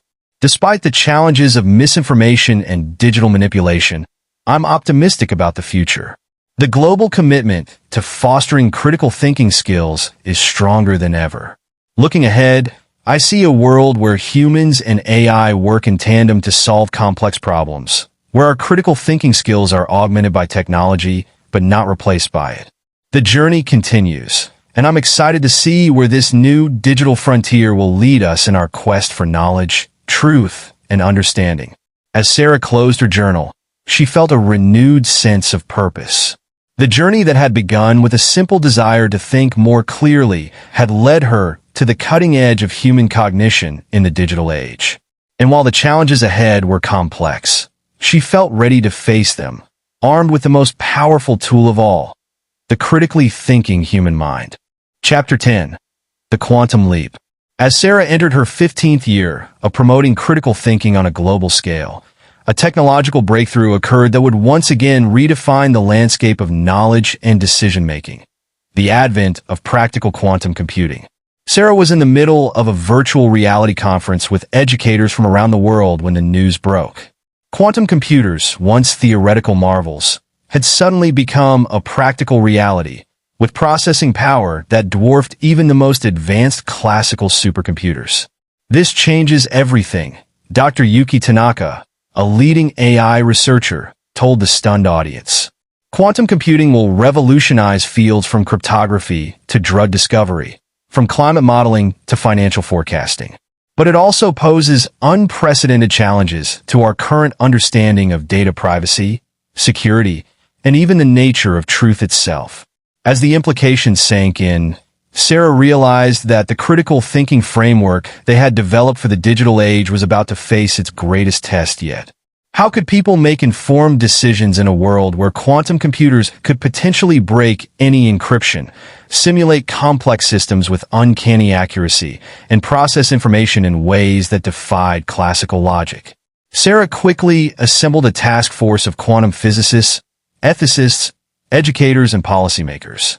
Their mission: to understand the implications of quantum computing for critical thinking and develop strategies to adapt. Over the next few months, Sarah immersed herself in the mind-bending world of quantum mechanics. She grappled with concepts like superposition and entanglement, trying to understand how these principles, when applied to computing, could reshape our approach to problem-solving and decision-making. One sunny afternoon, as Sarah was struggling to explain quantum concepts to a group of high school students, she had an epiphany. "You know," she said, setting aside her notes, "in many ways, quantum thinking is not so different from the kind of flexible, probabilistic thinking we've been promoting in our critical thinking curriculum." She picked up a coin. In classical computing and in traditional logic, this coin is either heads or tails. But in the quantum world, until we observe it, the coin isn't a superposition of states. It's both heads and tails simultaneously. The students leaned in, intrigued. Sarah continued, "This is a lot like how we should approach complex problems. Instead of immediately jumping to a single answer, we should consider multiple possibilities simultaneously. We should be comfortable with uncertainty and probabilities." This realization sparked a new direction in Sarah's work. She began to see quantum computing not just as a challenge to critical thinking, but as an opportunity to elevate it to new heights. Working with her team, Sarah developed a new curriculum called Quantum Critical Thinking. It incorporated principles from quantum mechanics to teach people how to think in terms of probabilities rather than absolutes, to consider multiple perspectives simultaneously, and to understand the profound impact that observation and measurement can have on outcomes. The curriculum was met with both excitement and skepticism. Some praised its innovative approach, while others argued that it was too abstract for practical application. But as quantum computers began to solve previously intractable problems and generate insights that transformed industries, the value of quantum-inspired critical thinking became increasingly apparent. Sarah traveled the world, introducing the new curriculum in schools, universities, and corporate training programs. In a lecture hall in Beijing, she watched as students grappled with thought experiments inspired by quantum entanglement, learning to consider the interconnectedness of seemingly unrelated events. In a corporate boardroom in New York, she guided executives through decision-making exercises based on quantum superposition, helping them to consider multiple strategic options simultaneously. But the true test of quantum critical thinking came when the world faced a global energy crisis. Traditional models had failed to predict the complex interplay of factors that led to the crisis, and conventional solutions seemed inadequate. A team of scientists and policymakers, trained in quantum critical thinking, approached the problem with a new perspective. They use quantum computers to model the energy ecosystem in unprecedented detail, considering countless variables and their probabilistic interactions. More importantly, they applied quantum-inspired thinking to analyze the results, considering seemingly paradoxical solutions and embracing uncertainty. The outcome was a revolutionary approach to energy production and distribution that not only solved the immediate crisis, but set the stage for a more sustainable and resilient global energy system. As news of this success spread, demand for quantum critical thinking training skyrocketed. Sarah found herself addressing the United Nations General Assembly, explaining how this new approach to problem-solving and decision-making could help address global challenges from climate change to economic inequality. Quantum critical thinking is not about having all the answers, Sarah told the assembly. It's about asking better questions, considering possibilities we previously thought impossible, and being comfortable with the uncertainty that is inherent in our complex world. But as with any paradigm shift, quantum critical thinking faced its share of challenges and criticisms. Some argued that it was too relativistic, that by considering all possibilities, it failed to provide clear guidance for action. Others feared that it could be used to justify any position, no matter how unethical. Sarah took these concerns seriously. She worked with ethicists and philosophers to ensure that quantum critical thinking was grounded in strong moral principles. Considering multiple possibilities doesn't mean all possibilities are equally valid or ethical, she often said. It means we have a responsibility to think more deeply about the implications of our choices. As the years passed, Sarah saw the impact of her work ripple out in ways she had never imagined. Quantum critical thinking was being applied in fields ranging from diplomacy to environmental conservation, from education reform to conflict resolution. One day, as Sarah was giving a guest lecture at her old university, a student asked her a question that made her pause. "Dr. Matthews," the young woman said, "with quantum computers able to process information and solve problems in ways we can barely comprehend, do you ever worry that critical thinking will become obsolete? That machines will eventually do all our thinking for us?" Sarah smiled, recognizing the echo of her own doubts from years ago. "That's an excellent question," she replied, "and it's one we should continuously ask ourselves. But here's what I've learned over the years. The more advanced our technology becomes, the more crucial our human capacity for critical thinking becomes." She paused, gathering her thoughts. Quantum computers are incredibly powerful tools, but they are just that, tools. They can process vast amounts of information and identify patterns we might never see. But it's still up to us to ask the right questions, to interpret the results, to consider the ethical implications, and to make the final decisions. In fact, Sarah continued, her eyes shining with enthusiasm, I believe quantum computing and other advanced technologies are pushing us to evolve our critical thinking to new levels. They're challenging us to think in more nuanced, more creative ways. They're helping us to see the interconnectedness of all things and to consider possibilities we never imagined before. As the lecture ended and Sarah prepared to leave, she felt a familiar surge of excitement. Despite the decade she had spent promoting critical thinking, she realized that in many ways, the journey was just beginning.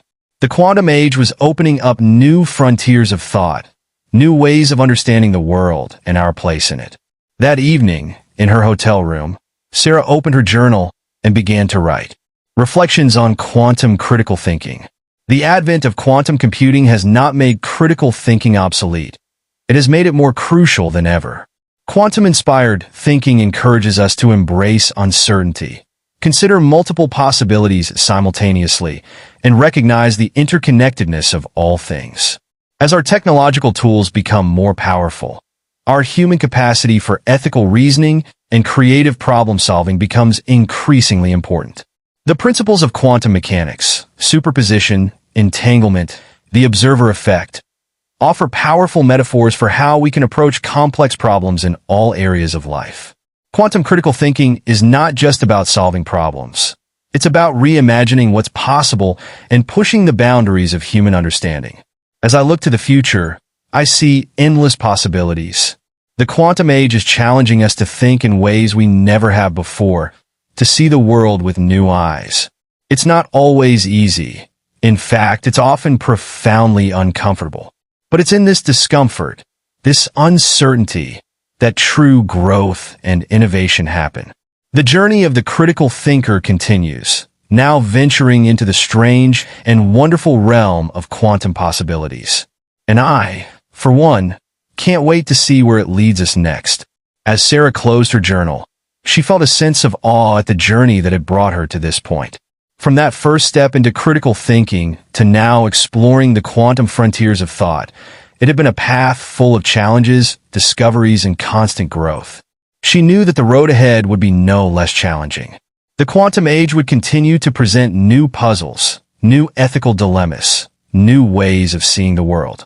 But armed with the ever-evolving tools of critical thinking, Sarah felt ready to face whatever the future might bring. For in the end, she realized the greatest quantum leap of all was not in computing power or technological advancement, but in the human capacity to think, to question, to imagine, and to understand. And that journey, Sarah knew, was far from over. In fact, it was just beginning. Chapter 11. The Human Element. As the world grappled with the implications of quantum computing and the new paradigms of thinking it introduced, Sarah found herself facing an unexpected challenge. Despite the incredible advancements in technology and the widespread adoption of quantum critical thinking, a new crisis was emerging, one that struck at the very heart of what it meant to be human. It began with reports of a phenomenon that researchers were calling quantum disassociation. People who had fully embraced quantum-inspired thinking were reporting feelings of detachment from reality, struggling to make even simple decisions in their daily lives. The ability to consider infinite possibilities simultaneously, it seemed, was overwhelming the human mind. Sarah received an urgent call from Dr. Elena Rodriguez, her longtime collaborator in cognitive science. "Sarah, we have a problem." Elena's voice was tense. "We're seeing a spike in mental health issues related to quantum critical thinking. People are losing their sense of identity, their ability to connect with others on an emotional level. They're so caught up in probabilities and possibilities that they're forgetting how to live in the present moment." The news hit Sarah like a physical blow. Had their efforts to elevate human thinking inadvertently created a new form of cognitive dissonance? She immediately convened an emergency meeting with her global team of experts. As they delved into the problem, a pattern began to emerge. The individuals most affected by quantum disassociation were those who had embraced the principles of quantum critical thinking without maintaining a strong connection to their human experiences and emotions. We've become so focused on the power of quantum-inspired thinking that we've neglected the fundamental human elements of decision-making and problem-solving. Sarah realized aloud during one of their marathon sessions. We need to find a way to balance the expansive possibilities of quantum thought with the grounding realities of human experience. This realization led Sarah and her team on a new journey, one that sought to reintegrate the human element into their framework of critical thinking. They began to explore ways to combine the insights of quantum physics with age-old wisdom about human nature, emotions, and interpersonal connections. Sarah reached out to an unlikely source for inspiration, a remote monastery in the Himalayas known for its practices of mindfulness and meditation. She spent a month there, learning from the monks about the power of presence, the importance of emotional intelligence, and the deep human need for connection and meaning. Upon her return, Sarah worked tirelessly with her team to develop a new curriculum they called Quantum Human Integrated Thinking, QHIT. This approach sought to harness the power of quantum-inspired critical thinking while remaining deeply rooted in human experience and emotion. The QHIT framework introduced exercises that helped people oscillate between quantum-level thinking and grounded human perspective. It incorporated mindfulness practices to help individuals stay present even while considering vast possibilities. Most importantly, it emphasized the role of empathy, compassion, and human connection in the decision-making process. As the new curriculum rolled out, Sarah traveled the world once again, this time with a renewed sense of purpose. In a tech hub in Silicon Valley, she guided programmers in using QHIT to develop AI systems that were not only incredibly advanced, but also ethically grounded and empathetic to human needs. In a conflict resolution center in the Middle East, she worked with diplomats to apply Q-hit principles to navigate complex geopolitical tensions, finding innovative solutions while never losing sight of the human cost of their decisions. One of the most profound applications of Q-hit came in the field of education.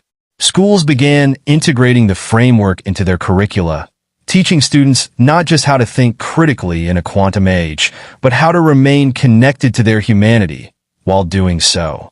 Sarah watched with joy as young people learned to balance abstract thinking with emotional intelligence, to consider vast possibilities while still being able to make grounded decisions. The impact of Q-hit began to ripple through society. Slowly but surely, reports of quantum disassociation began to decline. People were learning to navigate the complexities of quantum-inspired thinking without losing touch with their human essence. But the journey was far from over.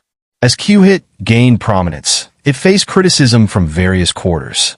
Some hardcore rationalists argued that reintroducing emotional considerations into critical thinking was a step backward.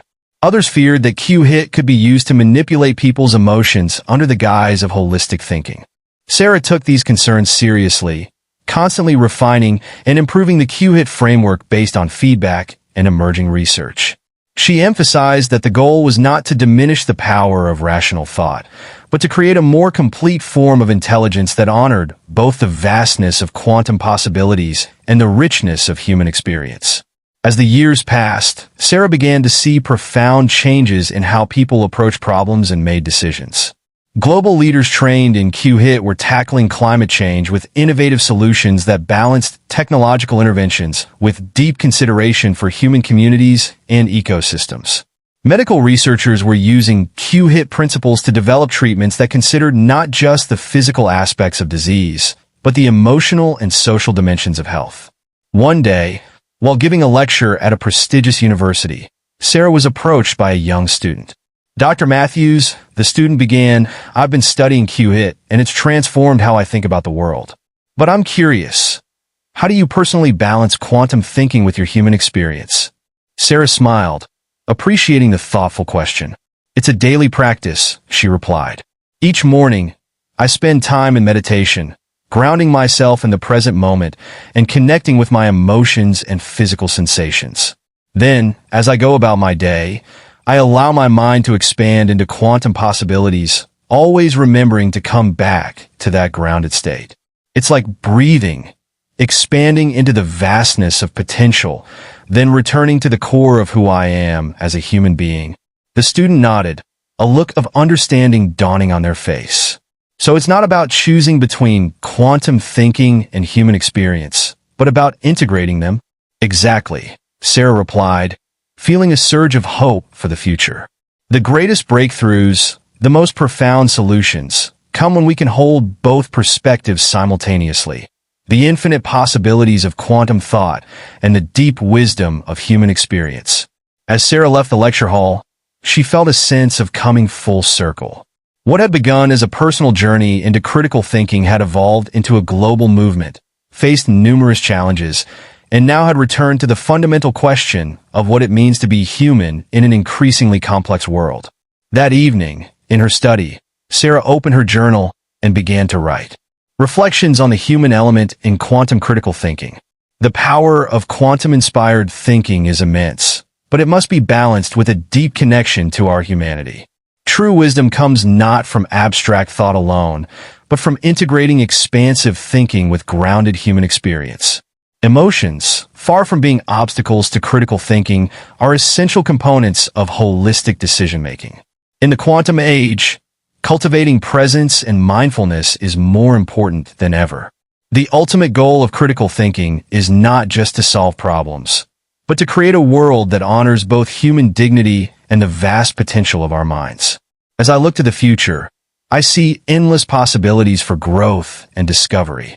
The integration of quantum thinking with human experience opens up new frontiers of understanding, not just about the world around us, but about ourselves.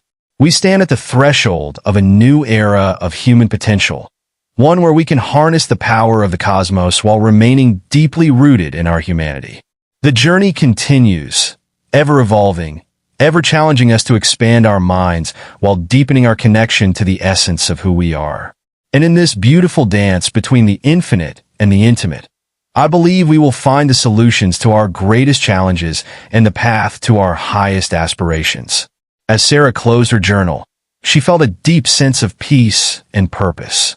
The journey of the critical thinker had taken her to the farthest reaches of human thought and back again to the core of human experience. And yet, she knew that this was not an endpoint, but a new beginning.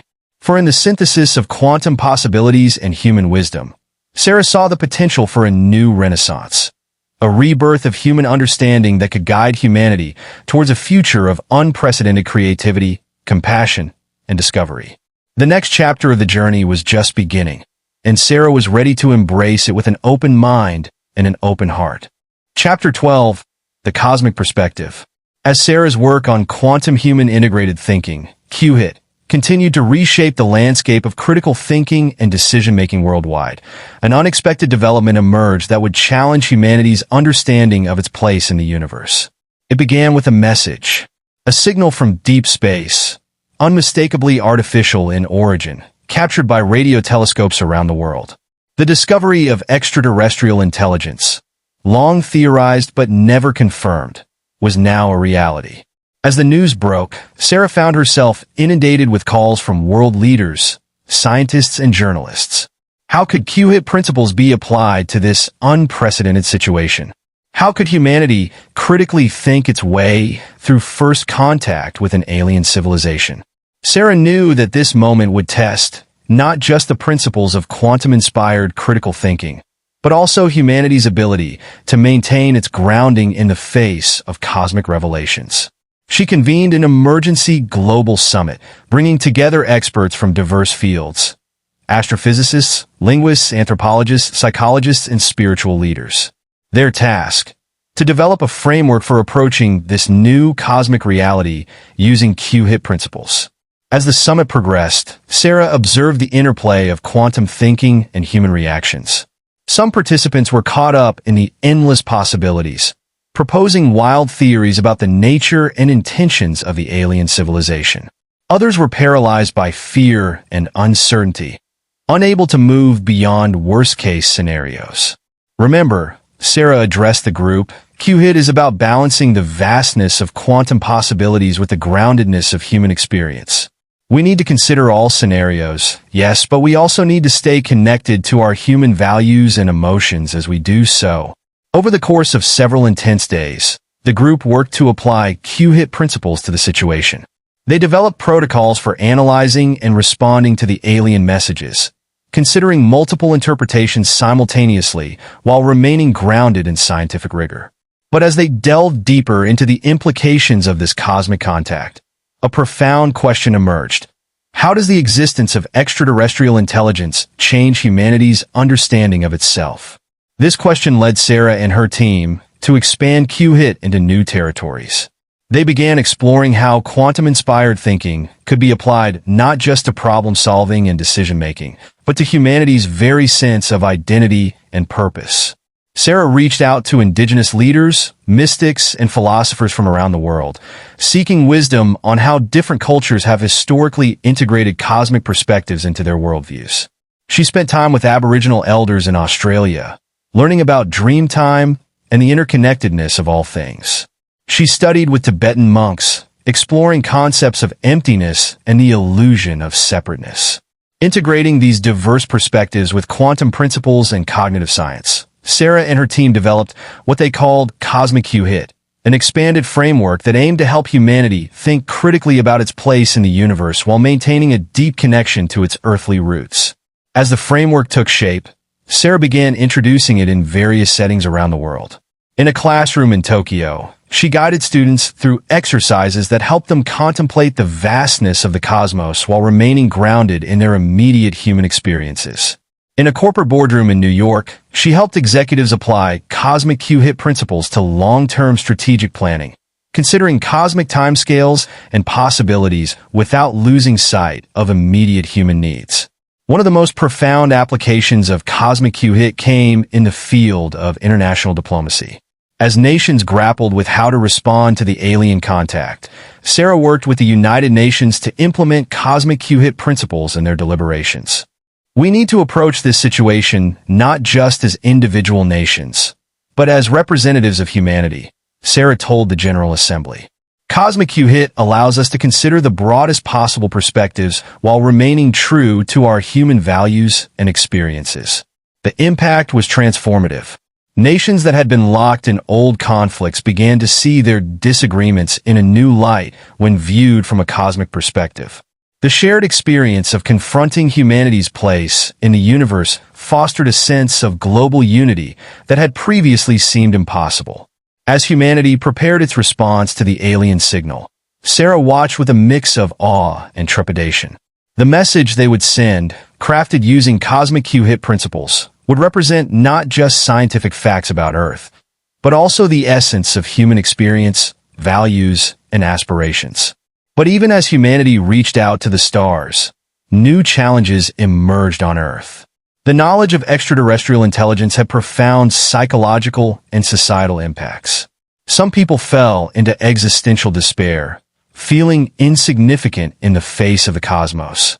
Others turned to extreme ideologies, either embracing or rejecting the new cosmic reality. Sarah realized that cosmic Q-hit needed to evolve further to address these challenges. Working with psychologists and spiritual leaders, she developed techniques to help people find meaning and purpose in light of the new cosmic perspective. The vastness of the universe doesn't diminish our human experience, Sarah often said in her lectures and workshops. Rather, it enriches it. Cosmic Q-hit is about embracing our place in the cosmos while cherishing the unique beauty of our human journey. As the years passed and humanity continued its cosmic dialogue, Sarah saw profound changes in how people thought about themselves and their world. Education systems around the globe integrated cosmic Q-hit principles, teaching students to think on cosmic scales while remaining connected to their immediate realities. Scientists and philosophers collaborated in new ways, bridging the gap between empirical observation and meaning-making. One day, while stargazing with a group of students, Sarah had a moment of profound realization. A young girl, looking up at the night sky, asked, "Dr. Matthews, with all these stars and possible alien civilizations out there, how do we know our thoughts and actions matter?" Sarah smiled, recognizing the depth of the question. "That's a beautiful question," she replied. Cosmic Q-hit teaches us that every perspective from the quantum to the cosmic is interconnected. Your thoughts and actions ripple out into the universe in ways we may never fully understand.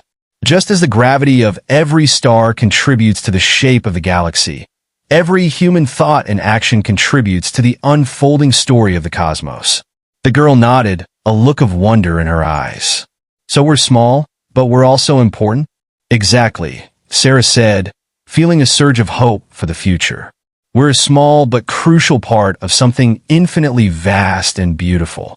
Cosmic Q-hit helps us hold both these truths simultaneously: our cosmic insignificance and our profound importance.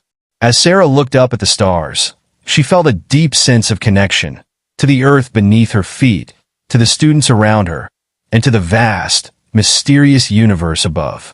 She realized that the journey of critical thinking had led her not just to clearer reasoning, but to a more profound understanding of what it means to be human in a vast and wondrous cosmos.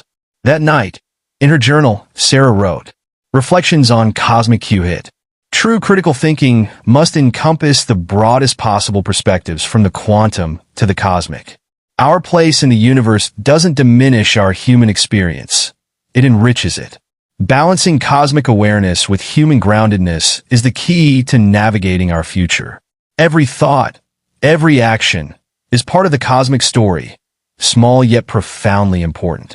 The ultimate goal of critical thinking is not just to solve problems, but to find our place in the grand tapestry of existence." As I look to the future, I see humanity standing at the threshold of a new era. With Cosmic Q-hit as our guide, we have the tools to face the greatest challenges and opportunities that await us, both on Earth and among the stars. Our journey of critical thinking has brought us to this moment, where we can embrace our cosmic nature while cherishing our human essence. The adventure continues, ever expanding, ever deepening. And in this dance between the infinite and the intimate, between the cosmic and the human, I believe we will find not just solutions to our problems, but the very meaning of our existence. As Sarah closed her journal, she felt a profound sense of peace and purpose. The journey that had begun with a simple desire to think more clearly had led her, and humanity, to the very frontiers of cosmic understanding. And yet, she knew that this was not an endpoint, but a new beginning. For in the integration of quantum possibilities, human wisdom, and cosmic perspectives, Sarah saw the potential for a new chapter in the human story. A chapter of unprecedented discovery, unity, and meaning. The cosmic journey of the critical thinker was just beginning, and Sarah was ready to embrace it with an open mind, an open heart, and a sense of wonder at the infinite possibilities that lay ahead. Chapter 13. The Evolution of Consciousness. As humanity grappled with its newfound cosmic awareness, Sarah Matthews found herself at the forefront of a new frontier in critical thinking. The principles of cosmic Q-hit had reshaped global discourse and decision-making, but as the years passed, an unexpected phenomenon began to emerge. Reports started coming in from around the world of individuals experiencing profound shifts in consciousness. People described moments of expanded awareness, a sense of connection to the cosmos that went beyond intellectual understanding. At first, these reports were dismissed as anecdotal, but as they increased in frequency and consistency, the scientific community took notice. Sarah received an urgent call from Dr. Yuki Tanaka, her longtime collaborator in neuroscience. "Sarah, you need to see this." Yuki's voice was filled with excitement. "We've been monitoring brain activity in individuals practicing cosmic Q-hit, and we're seeing patterns we've never encountered before. It's as if their brains are rewiring themselves, creating new neural pathways that allow for a different kind of perception and processing." Intrigued, Sarah flew to Tokyo to see the results for herself. As she studied the brain scans and data, a startling possibility began to take shape in her mind. Could the integration of quantum principles, human experience, and cosmic awareness be triggering the next step in human evolution? Sarah convened a global team of experts, neuroscientists, quantum physicists, evolutionary biologists, and spiritual leaders from various traditions. Their mission: to investigate this phenomenon and understand its implications for the future of human consciousness and critical thinking. As they delved deeper into their research, patterns began to emerge. The individuals experiencing these shifts in consciousness shared certain traits: regular practice of cosmic Q-hit principles, a balance between analytical thinking and intuitive understanding, and a strong sense of connection to both their immediate environment and the cosmos at large. "It's as if cosmic Q-hit is acting as a catalyst," Sarah explained to her team during a late-night brainstorming session. By regularly engaging with these expanded perspectives, people are developing new cognitive abilities that allow them to process information and make decisions in ways we've never seen before. The team began developing protocols to study this phenomenon more systematically. They created immersive experiences that combined advanced neuroimaging techniques with cosmic Q-hit exercises, allowing them to map in real time the changes occurring in participants' brains. As data poured in from these experiments, a new picture of human potential began to emerge. The evolving human consciousness seemed capable of simultaneously processing information from multiple levels of reality: quantum, human, and cosmic, in a seamless, integrated manner. Sarah called this emerging state of consciousness cosmic integration. It wasn't just a new way of thinking.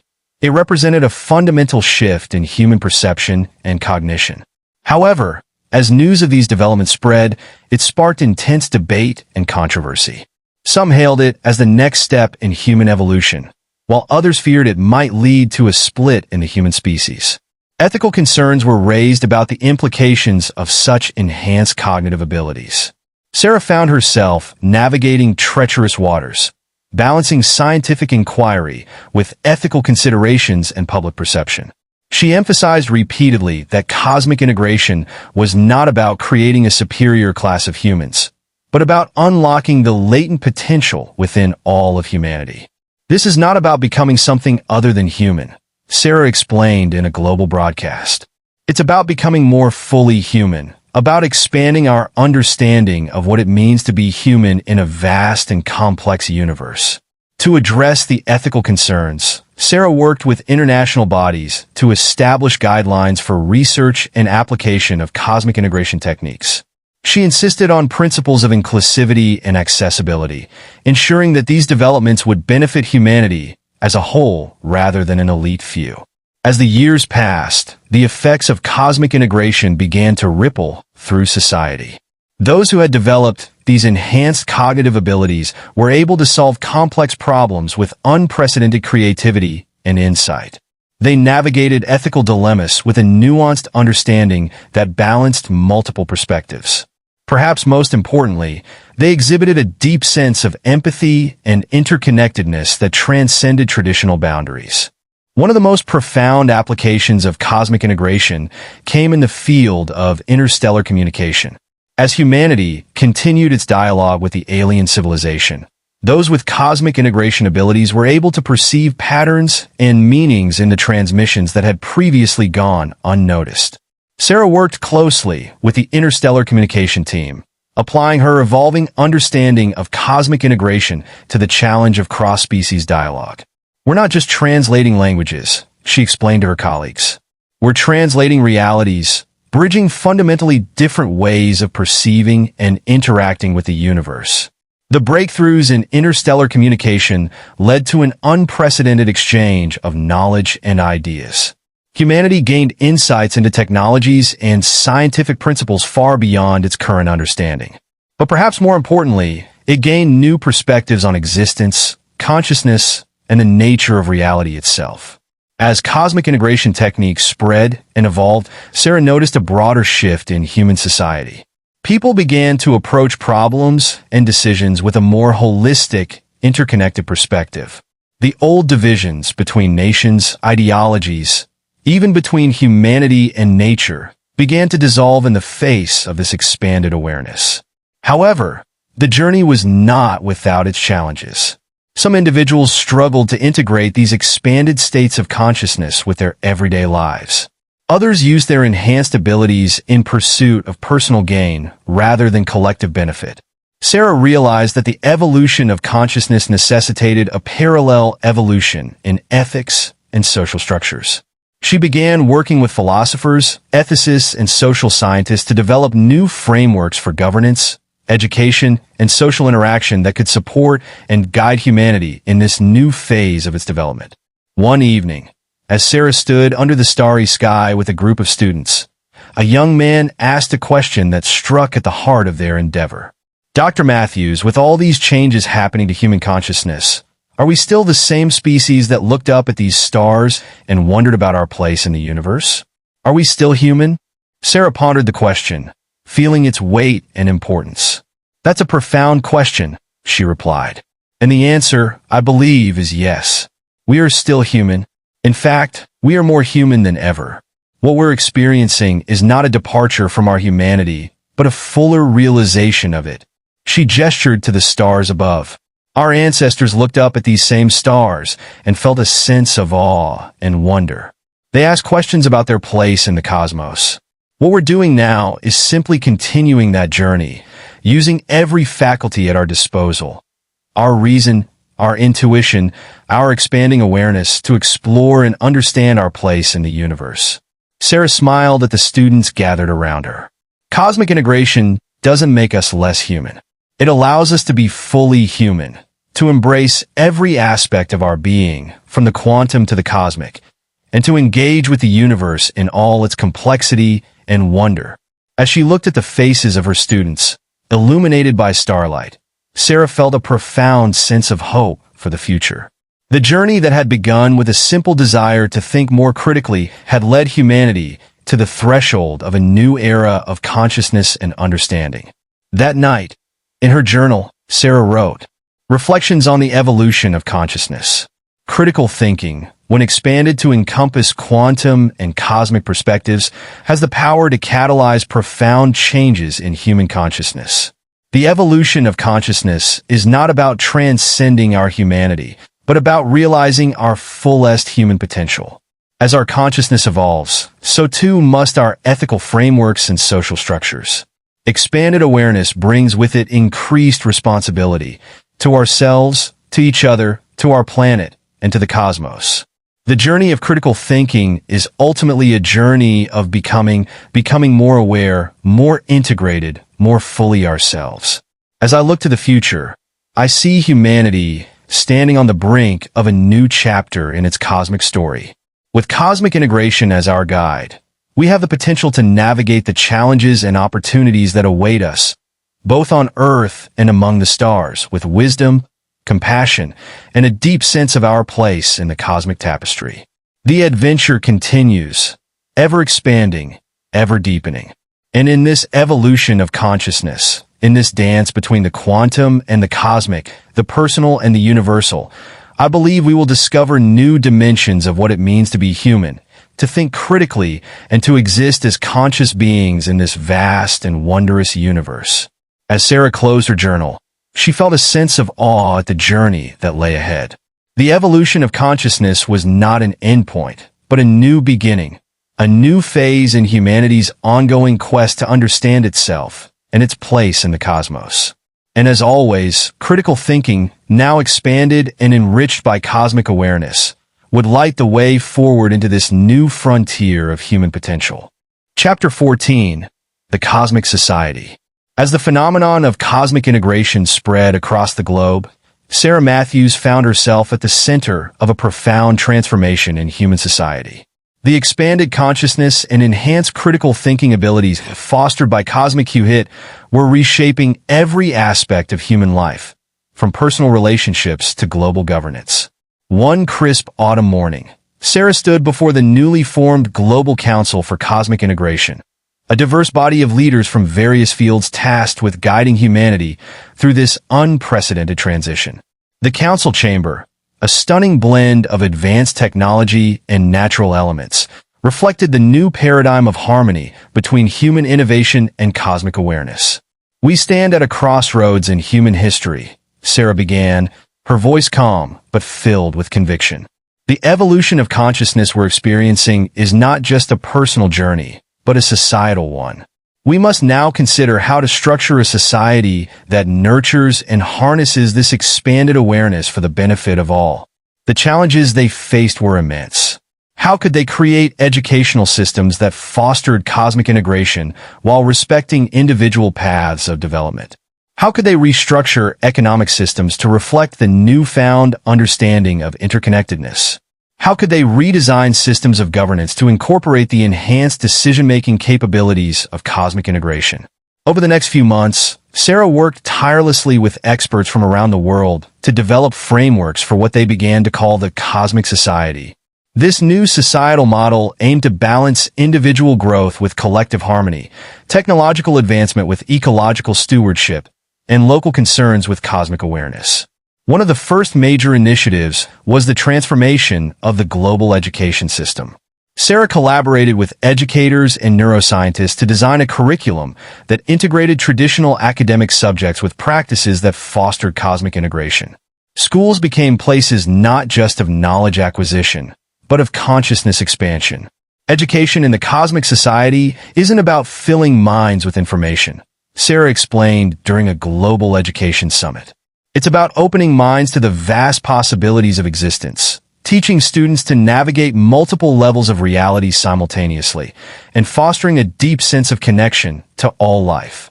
The new educational approach yielded remarkable results. Students demonstrated unprecedented levels of creativity, empathy, and problem-solving abilities. They approached complex global issues with a nuanced understanding that balanced immediate practicalities with long-term, cosmic perspectives. In the realm of governance, the enhanced cognitive abilities and expanded awareness brought about by cosmic integration led to a reimagining of democratic processes. Sarah worked with political scientists and philosophers to develop a system they called cosmic democracy. This new form of governance utilized advanced technology and cosmic integration techniques, to enable citizens to participate in decision-making processes at multiple levels simultaneously, from local community issues to global policies to long-term cosmic considerations. It was a form of direct democracy enhanced by collective intelligence and cosmic awareness. Cosmic democracy allows us to tap into the wisdom of the collective consciousness, Sarah explained to a group of world leaders.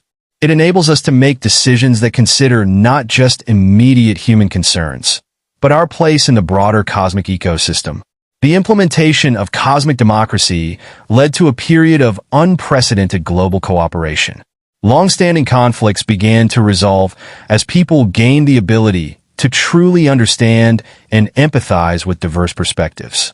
Environmental policies were transformed as humanity's deep connection to the Earth and the cosmos became a lived experience rather than an abstract concept.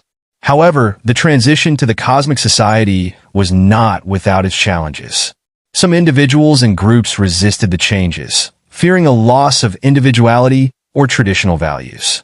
Others struggled to cope with the expanded awareness, experiencing psychological distress as they grappled with their new perceptions of reality. Sarah and her team worked diligently to address these concerns.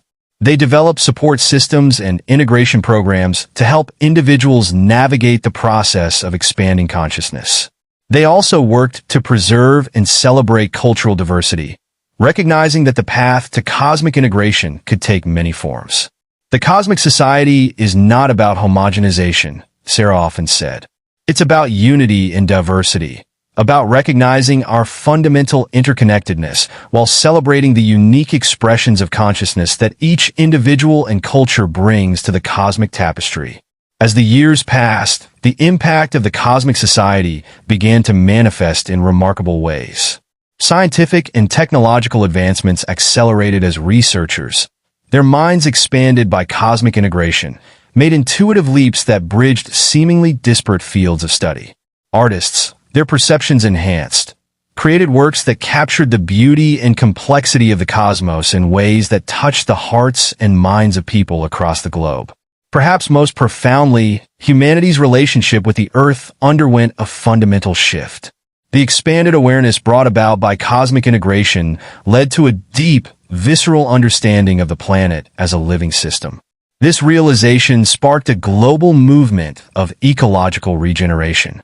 Cities were redesigned to function as harmonious parts of local ecosystems. Agriculture was transformed to work in concert with natural processes. The damage of centuries began to be reversed as humanity learned to live as conscious, responsible participants in the planetary ecosystem. The cosmic society's influence extended beyond Earth as well. As humanity's understanding of its place in the universe deepened, so too did its approach to space exploration and interstellar communication. The ongoing dialogue with the alien civilization took on new depths as humans, their consciousness expanded, began to perceive nuances in the transmissions that had previously gone unnoticed. One day, as Sarah was reviewing the latest interstellar communication data, she made a startling discovery. Hidden within the complex patterns of the alien transmissions was a message that only a cosmic integrated consciousness could perceive. "We've been waiting," the message seemed to say. "We are glad you have begun to awaken." This revelation sent shockwaves through the global community.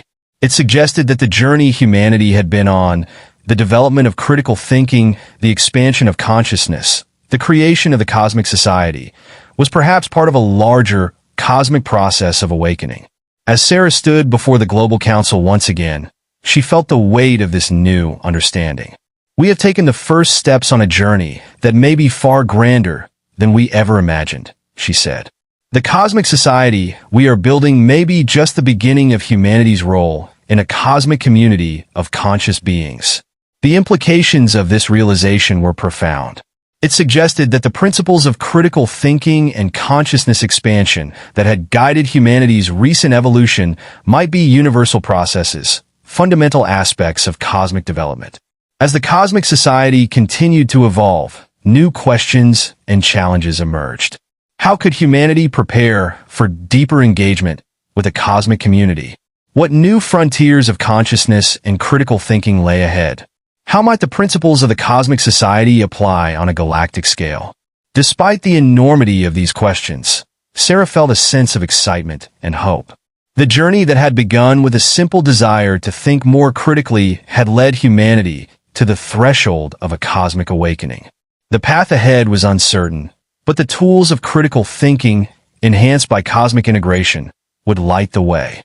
That evening, as Sarah looked up at the star-filled sky, she felt a deep sense of connection to the earth beneath her feet, to the global community of humans striving to awaken, and to the vast, mysterious cosmos that was revealing itself in new ways. She opened her journal and began to write. Reflections on the cosmic society. The evolution of consciousness and critical thinking has the power to transform not just individuals, but entire societies and potentially our cosmic role. True progress comes from balancing advancement with wisdom, individual growth with collective harmony, and local concerns with cosmic awareness. Diversity is not at odds with unity. In fact, it is essential to the richness and resilience of a cosmic society. As our understanding and awareness expand, so too must our sense of responsibility to each other, to our planet, and to the cosmic community we are beginning to engage with.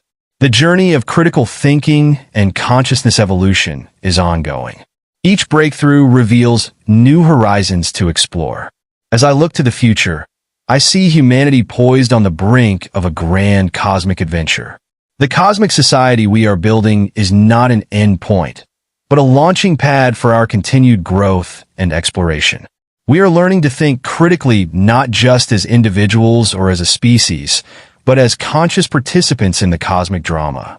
The adventure continues, ever expanding, ever deepening.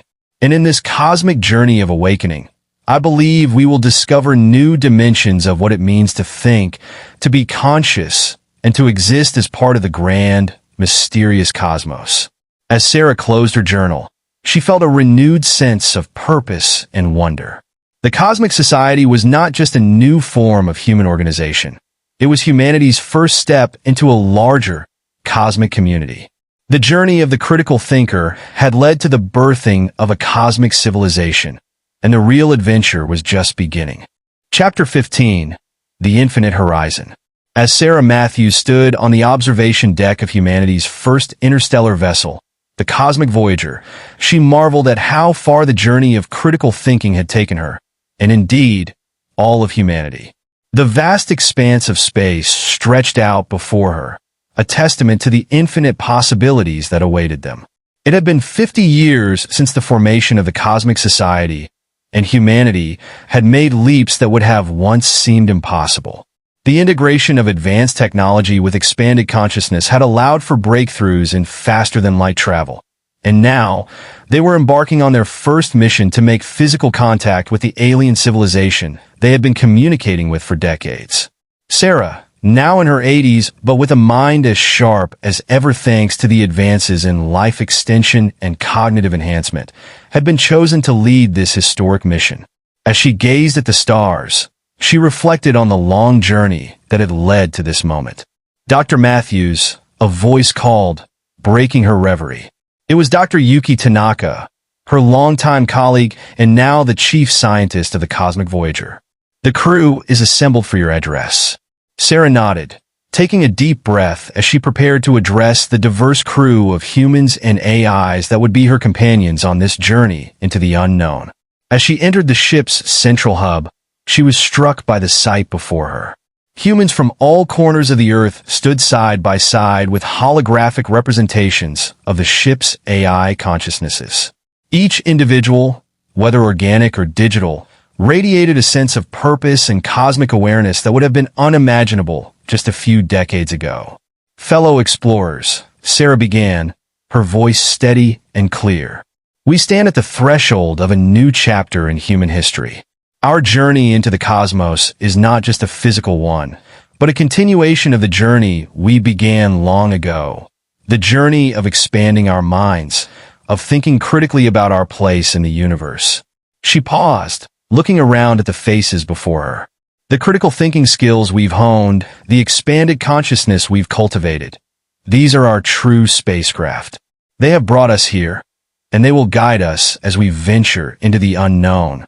As the cosmic Voyager prepared for its departure, Sarah couldn't help but reflect on how the principles of critical thinking had evolved and expanded over the years.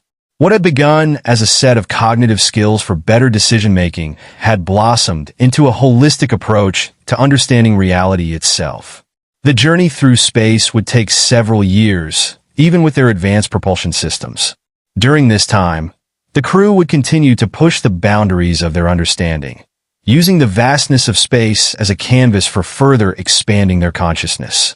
Sarah established daily sessions where the crew would engage in advanced forms of cosmic Q-hit, using the unique environment of deep space to explore new dimensions of thought and perception.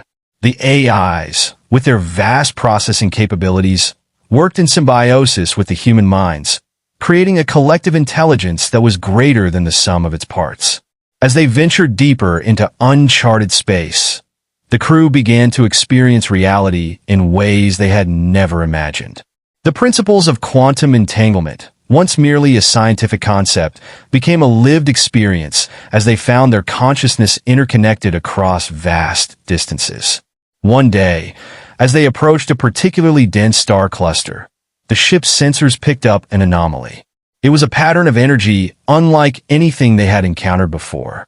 As the crew gathered to analyze the phenomenon, Sarah urged them to apply their critical thinking skills in new ways.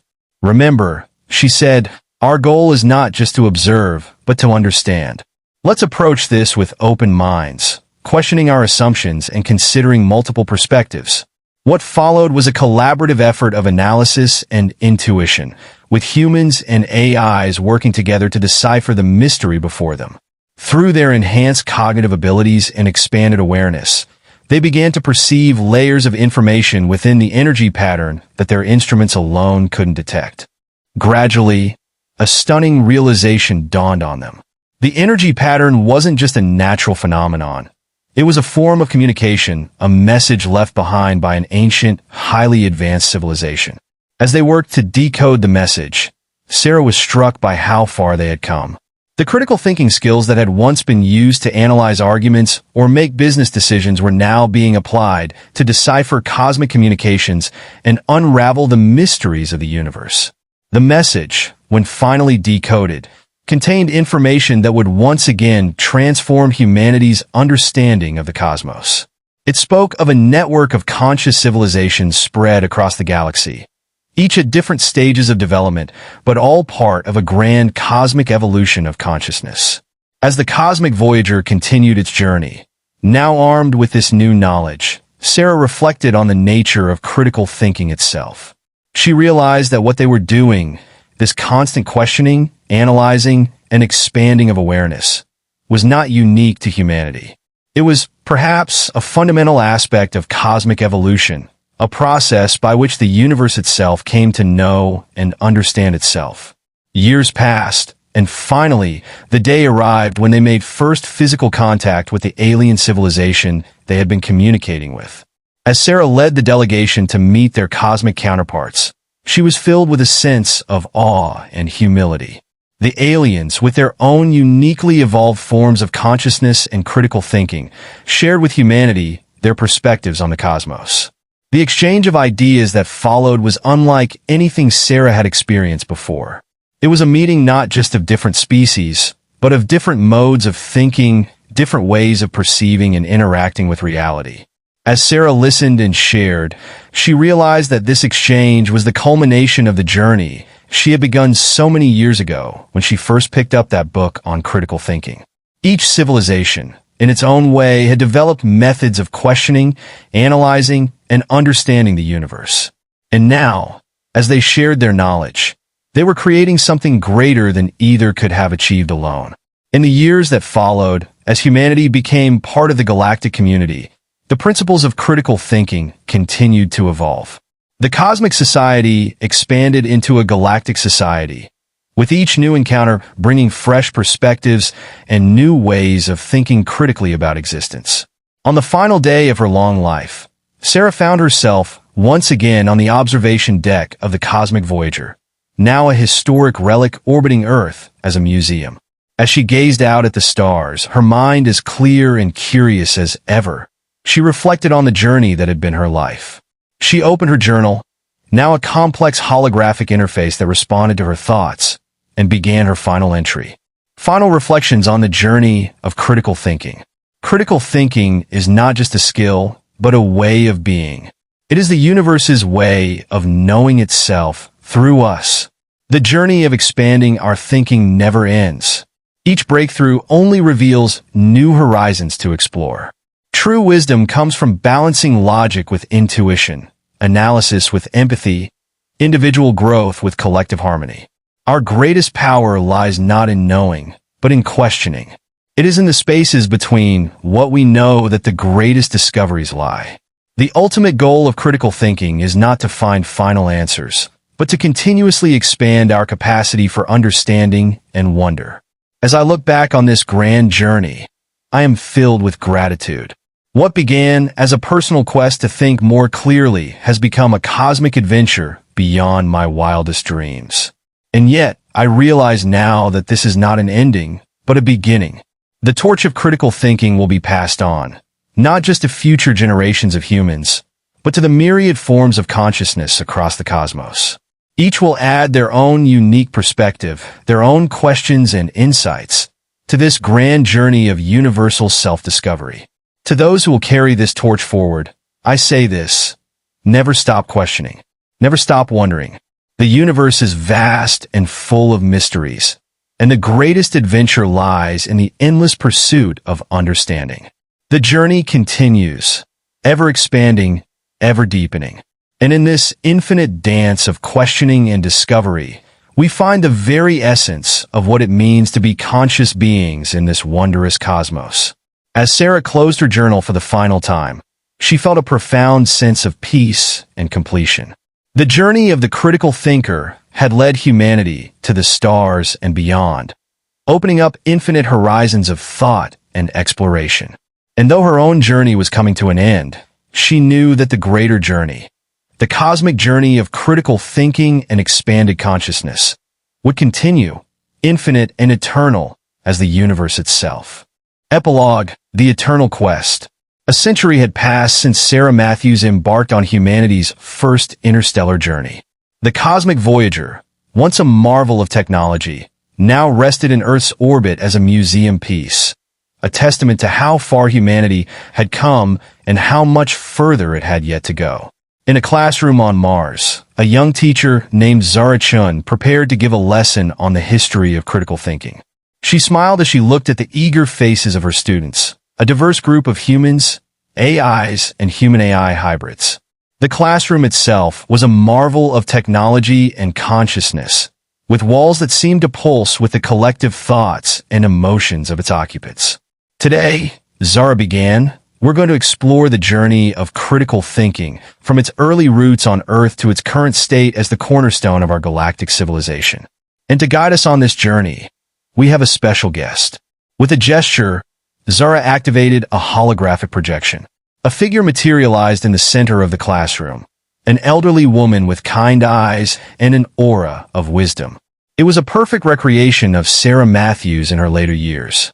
"Hello, young minds," the hologram of Sarah said, her voice warm and clear.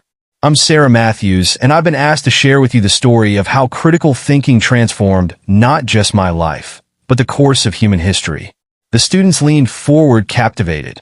Even the AI students, with their vast databases of knowledge, seemed eager to hear the story from this historical figure. Sarah's hologram began to recount the journey, starting from her first encounter with the Thinker's Toolkit all those years ago. She spoke of the early days of applying critical thinking in her workplace, of the challenges and breakthroughs in developing quantum critical thinking, and of the profound transformations brought about by cosmic integration. As Sarah's story unfolded, Zara observed her students. She saw the spark of understanding in their eyes, the same spark that had ignited in Sarah all those years ago. Critical thinking, Zara realized, was not just a skill to be learned, but a flame to be kindled and nurtured. But the journey didn't end with our first contact with alien civilizations. Sarah's hologram continued. In fact, that was just the beginning. As we ventured further into the cosmos, we discovered that critical thinking was not unique to humanity.